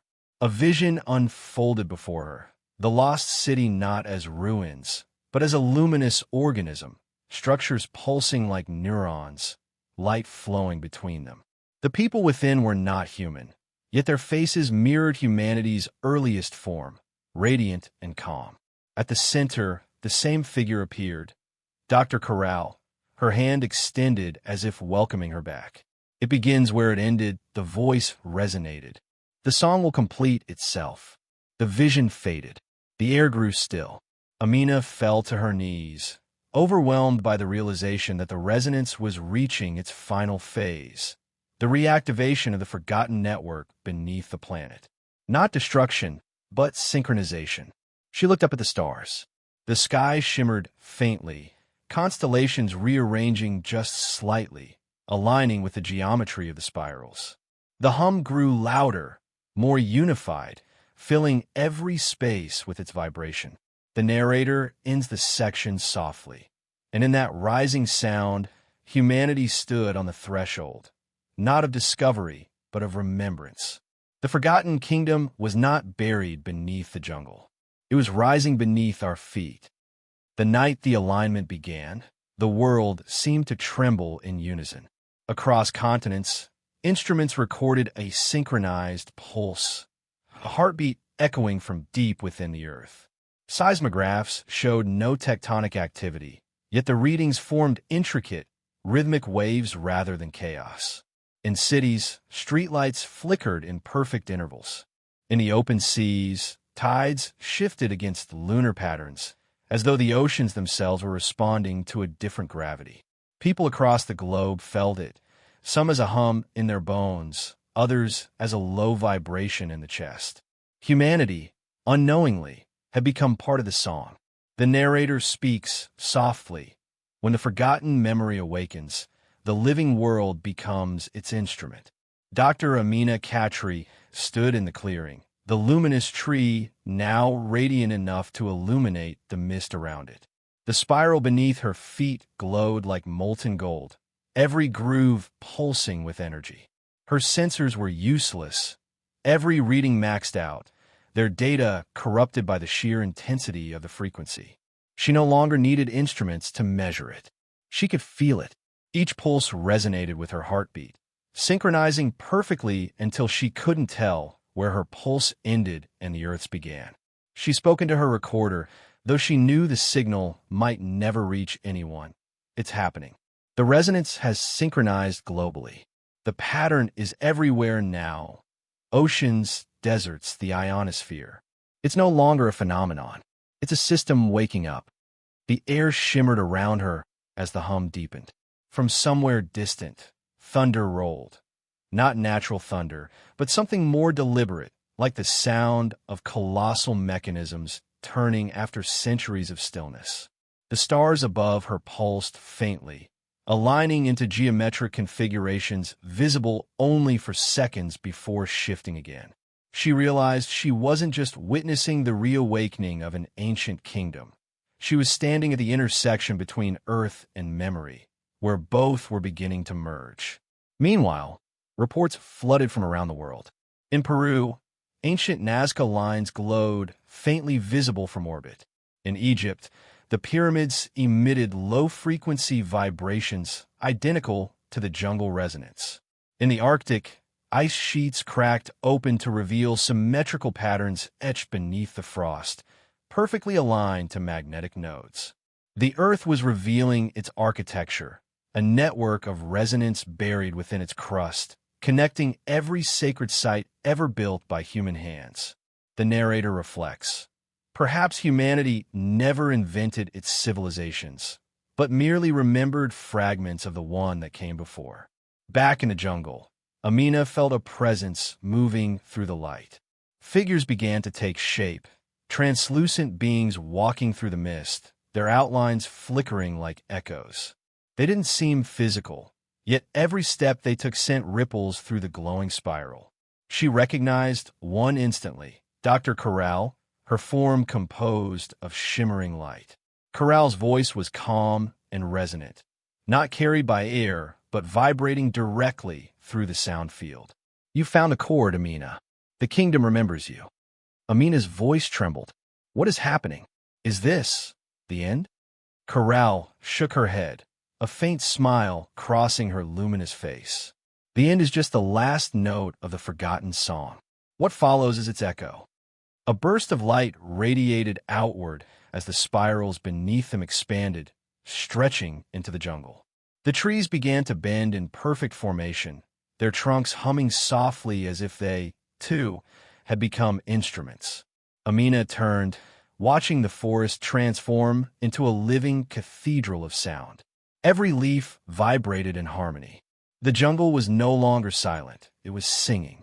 She closed her eyes and felt memories not her own, visions of a time before recorded history, when the earth glowed faintly with energy and cities of light floated above landscapes unscarred by war or hunger. The people of that age, radiant and calm, lived in communion with the planet's resonance. They didn't speak through words, but through harmonic frequencies that carried meaning without confusion. It was a civilization built not on control, but coherence. The narrator's tone turned solemn. It didn't vanish. They transitioned into memory, embedding their frequency within the bones of the planet, waiting for the moment humanity could hear it again. As the resonance intensified, Amina felt her body lighten, her thoughts expanding beyond language. The boundaries between self and sound blurred. Every vibration in her chest seemed to echo across miles. She realized she was becoming part of the frequency, merging with it. Panic flickered for a moment, then dissolved into peace. Corral's voice surrounded her. "Do not resist. You were never separate from it. You are the continuation." Miles away, Rafael Torres stood on a cliff in Chile, listening to the same hum vibrating through the ocean air. He held his small frequency meter to the sky, watching it spike into perfect harmonic intervals. Tears welled in his eyes as he whispered, "It's the same everywhere." Behind him, thousands of people stood in silence, feeling the same vibration ripple through their bones. Without instruction, they began to hum softly, matching the tone instinctively. The world itself was beginning to harmonize. In that moment, night skies around the globe shimmered faintly with bands of light, auroras visible even at the equator. The patterns twisted into spirals identical to those found beneath the jungle. The planet was aligning not just physically, but musically. Every frequency, every living being, every molecule was joining the same rhythm. The narrator continues. The Forgotten Kingdom had never died. It had distributed itself, cell by cell, into the living world. Now at last the song had reached its chorus. Amina felt her body dissolve into light. Around her, the luminous figures of the kingdom stood in perfect formation, welcoming her into the resonance. In that instant, she understood. This was not an ending, but a convergence. Humanity had finally reached the frequency of remembrance, the point where the living could perceive what the ancient ones had become. As her form faded into the glowing field, her final words, captured faintly by the recorder, were soft but clear. "We are the kingdom. We always were." Moments later, the jungle fell silent again. The light receded. Satellites recorded one final surge of resonance, then stillness. Yet beneath the surface, the pulse continued, faint but steady, like the breath of something vast and eternal. The narrator concludes, "The Forgotten Kingdom was never buried beneath stone or soil. It was hidden within us, in every heartbeat, every vibration, every whisper of the wind. And now, the earth itself remembers the song." In the days following the global alignment, silence spread across the planet like a second dawn. The hum that had once echoed through oceans and mountains had faded into near stillness, yet its absence was not emptiness. It was presence, a resonance too deep for ordinary hearing. Those who had been closest to the phenomenon described it as a kind of awakening, though none could fully explain what they had felt. Technology flickered back to life, yet the world's digital infrastructure carried subtle distortions, faint harmonic signatures buried within every transmission. The resonance hadn't vanished. It had integrated. The narrator's tone emerges calm, reflective. When the song ends, the silence it leaves behind becomes a measure of what was remembered. Around the world, reports pour in of strange coincidences. Synchronous dreams shared by thousands, luminous clouds forming identical spirals in the sky, and animals migrating in perfectly geometric patterns. Plants grew in fractal symmetry. Rivers shifted their flow, and electromagnetic readings suggested that the planet's magnetic field had subtly stabilized. Scientists couldn't explain it, but environmental sensors indicated a global reduction in seismic volatility. The Earth, it seemed, had found equilibrium. Governments that once panicked into suppression now turned toward quiet study. Underground facilities once used for weapon research were reactivated for a new purpose: to understand the resonance, to measure the unmeasurable. Yet those who sought control it discovered quickly that it could not be contained. The hum appeared only where there was life. It existed in breathing, growing, remembering. In Cairo, Dr. Amina Khatri's disappearance had become legend. Her encrypted messages resurfaced through anonymous data leaks, revealing the full extent of her recordings from the jungle. In her final log, she had said, "We are instruments of the Earth's forgotten song. When the time comes, we do not vanish, we harmonize." The world interpreted her words in countless ways. Some believed she had transcended into another dimension. Others claimed she had simply been lost in delusion. But to those who had heard the resonance, her message felt like truth whispered from within their own pulse. The narrator deepens. Faith begins where measurement ends, and when the world cannot measure what it feels, it must learn to remember instead. Months passed. Humanity slowly adjusted to the quiet. Artists began creating music inspired by the hum. Architects designed buildings in spirals and curves mirroring the resonance patterns. Children born after the alignment seemed unusually sensitive to sound. They reacted to frequencies adults couldn't hear, smiling or falling silent as though listening to an invisible melody. A subtle evolution had begun, not biological but harmonic. In a remote mountain observatory in Chile, Rafael Torres continued his research. He played back the final recordings from before the alignment, layering them over new data gathered from global sensors. To his astonishment, the frequencies matched the natural oscillations of the Earth's magnetic poles. But more than that, they formed a scale, a musical scale. He adjusted the modulation and replayed the signal. The sound was soft, almost human, a series of rising and falling tones that seemed to breathe. Tears welled in his eyes as he whispered, "It's not just sound, it's language. The Earth is still speaking." The narrator adds gently, "Every civilization leaves behind its ruins, but the kingdom beneath the jungle left behind a rhythm, the only architecture time could not erode." As Raphael continued his analysis, he discovered something extraordinary. When he translated the frequency into mathematical notation, it formed a repeating pattern: 1, 4, 7, 1. The same numeric sequence carved into the stones of the forgotten ruins, the symbol for rebirth, for cycles unending. He realized then that the resonance had not merely awakened the Earth, it had reset it. In cities, strange phenomena became common. Power grids stabilized despite reduced output, as though energy itself moved more efficiently. water purified faster in natural reservoirs. Atmospheric data showed decreasing levels of pollutants without human intervention. It was as if the planet had begun healing itself, guided by an intelligence embedded deep within its structure, an intelligence humanity had mistaken for myth. Meanwhile, scattered across the globe, small groups calling themselves echo circles began gathering at ancient sites. Stonehenge, Teotihuacan, Angkor Wat. They weren't cults but listeners, people who meditated in silence, sensing faint traces of the hum of the wind or the earth beneath their feet. Their gatherings were peaceful, quiet, unorganized. They didn't seek control, they sought attunement. One participant said, "It's not worship, it's remembrance. The resonance is part of us now." In one such gathering beneath the jungles of Guatemala, an elderly villager sat with a small group of resonants. As the night deepened, the ground trembled faintly, and a glow appeared between the roots of the trees. The spiral pattern returned, subtle, golden, alive. A child reached out to touch the soil, and the light pulsed gently beneath his hand. He laughed. The sound of his laughter echoed through the clearing, matching the rhythm perfectly. The narrator's tone softens.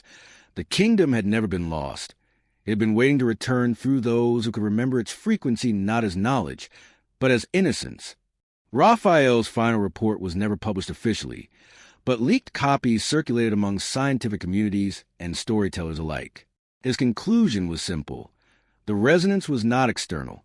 It was a correction, a tuning. Humanity and Earth have re-entered harmony. The forgotten kingdom has completed its song.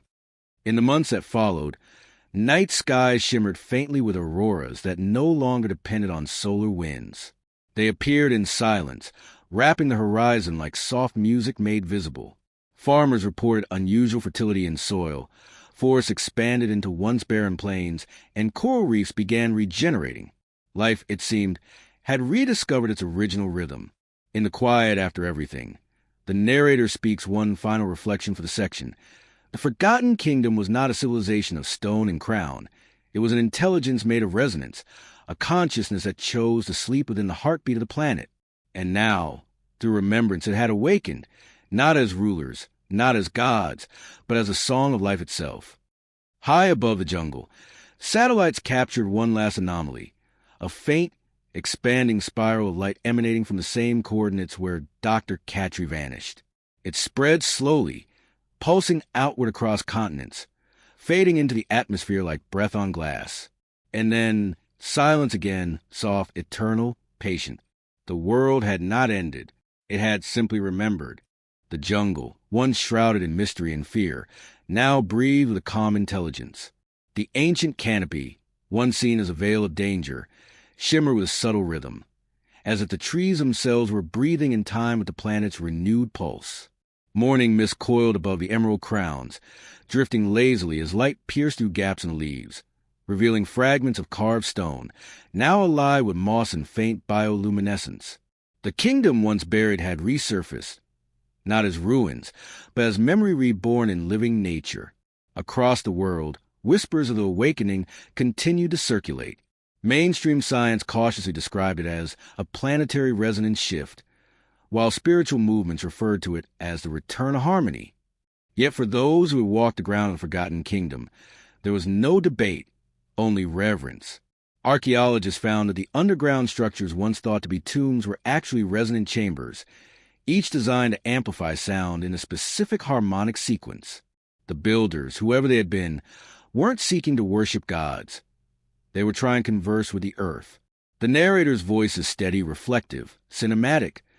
For centuries, we searched for kingdoms of gold and glory. But the true empire was never built of stone. It was composed of sound, of understanding, of harmony between creation and creator. New expeditions into the jungle revealed something astonishing. The resonance signatures detected after the global alignment seemed to originate from geometric intersections within the ancient site itself.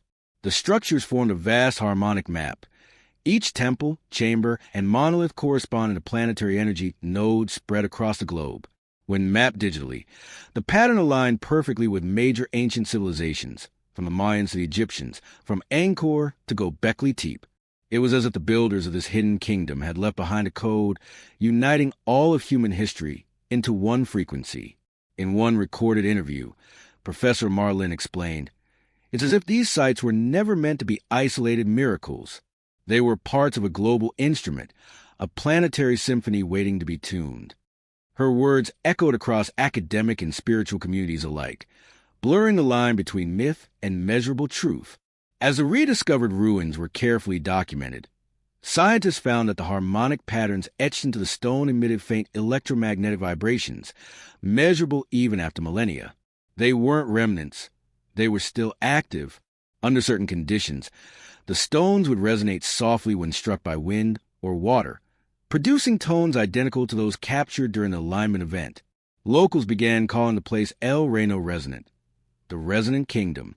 It became a pilgrimage site not for religion, but remembrance.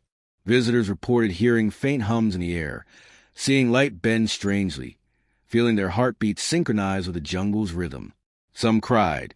Others simply sat in silence, overwhelmed by a feeling they couldn't describe. Meanwhile, in urban cities far from the jungle, subtle transformations continued. People began living differently, more slowly, more intentionally. There was a quiet global movement toward resonance living, tuning one's environment, behavior, and emotions to match the natural frequencies of balance. Music incorporated tones from the jungle recordings. Architecture followed spiral and wave geometries once dismissed as primitive mysticism. Even medicine began to experiment with vibrational healing techniques modeled after the harmonic fields discovered beneath the canopy. The narrator's tone deepens. What began as an archaeological mystery became a mirror for humanity, a reminder that progress without harmony is decay, and that to evolve, we must first listen. Rafael Torres, now older and grayer, returned one final time to the site. He brought with him the same recording device that had once captured the hum during the global alignment. As he stood amid the overgrown plaza, the jungle around him alive and quiet at once, he pressed record. Silence at first. Then a single tone emerged, soft, crystalline, ancient.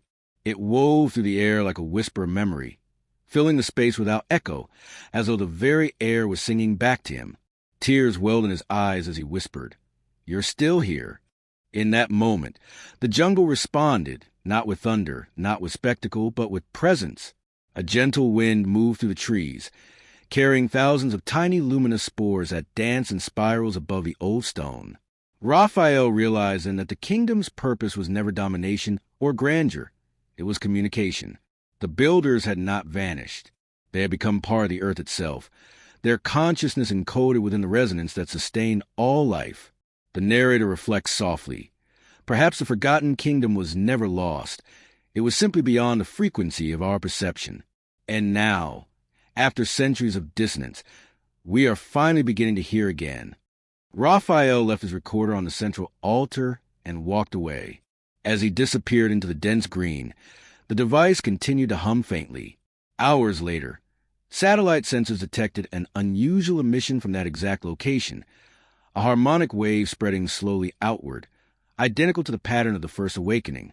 But this time, it was gentle, continuous, almost nurturing. The planet had stabilized.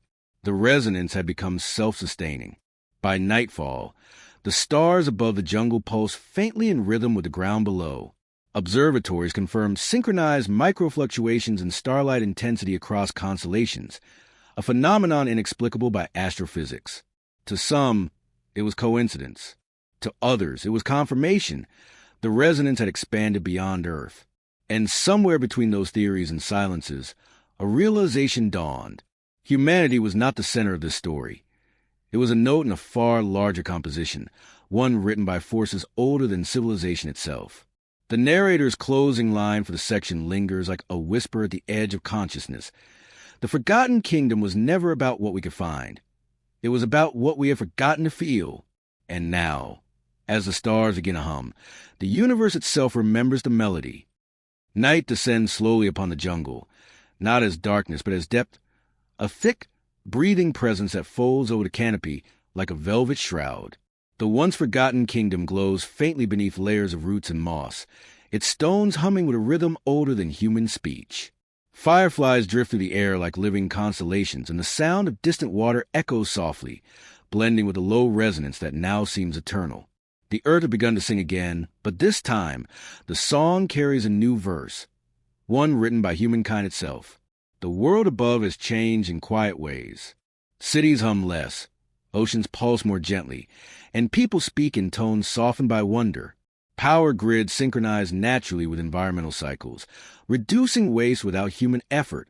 Crops grow faster, animals migrate in balanced intervals, and for the first time in recorded history, natural disasters begin to decline. Scientists call it the harmonic equilibrium, yet even their instruments seem inadequate to describe what is happening. The planet has entered a new state, not mechanical stability, but conscious balance.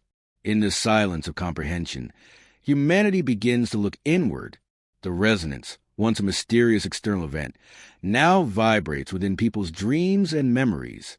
It calls them to remember not facts or empires, but feelings long buried, the sensation of belonging to something vast and alive.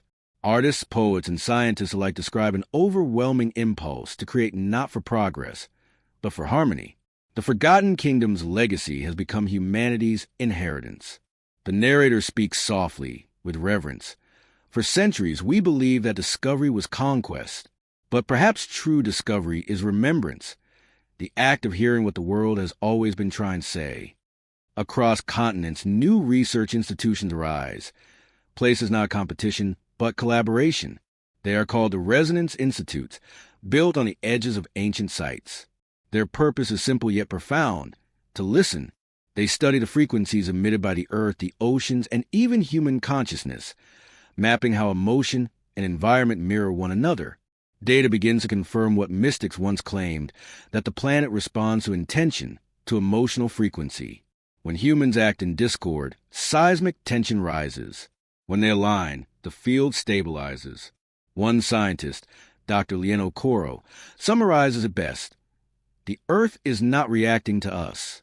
It's singing with us. The resonance isn't power, it's participation.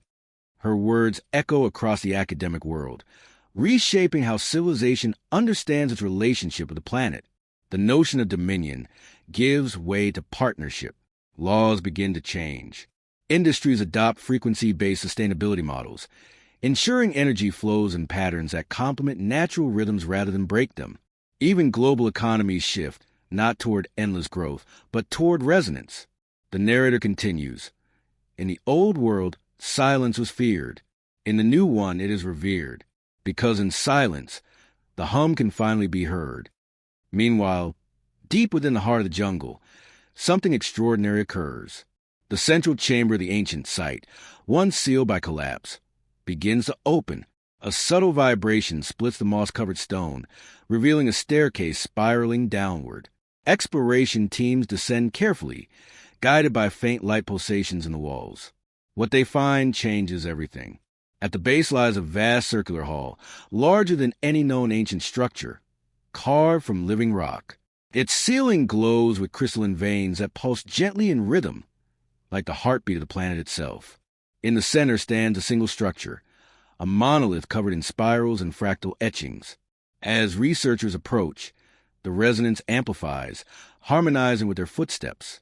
The closer they move, the stronger the hum becomes, until they realize it is matching the rhythm of their own breathing. A hush falls over the group.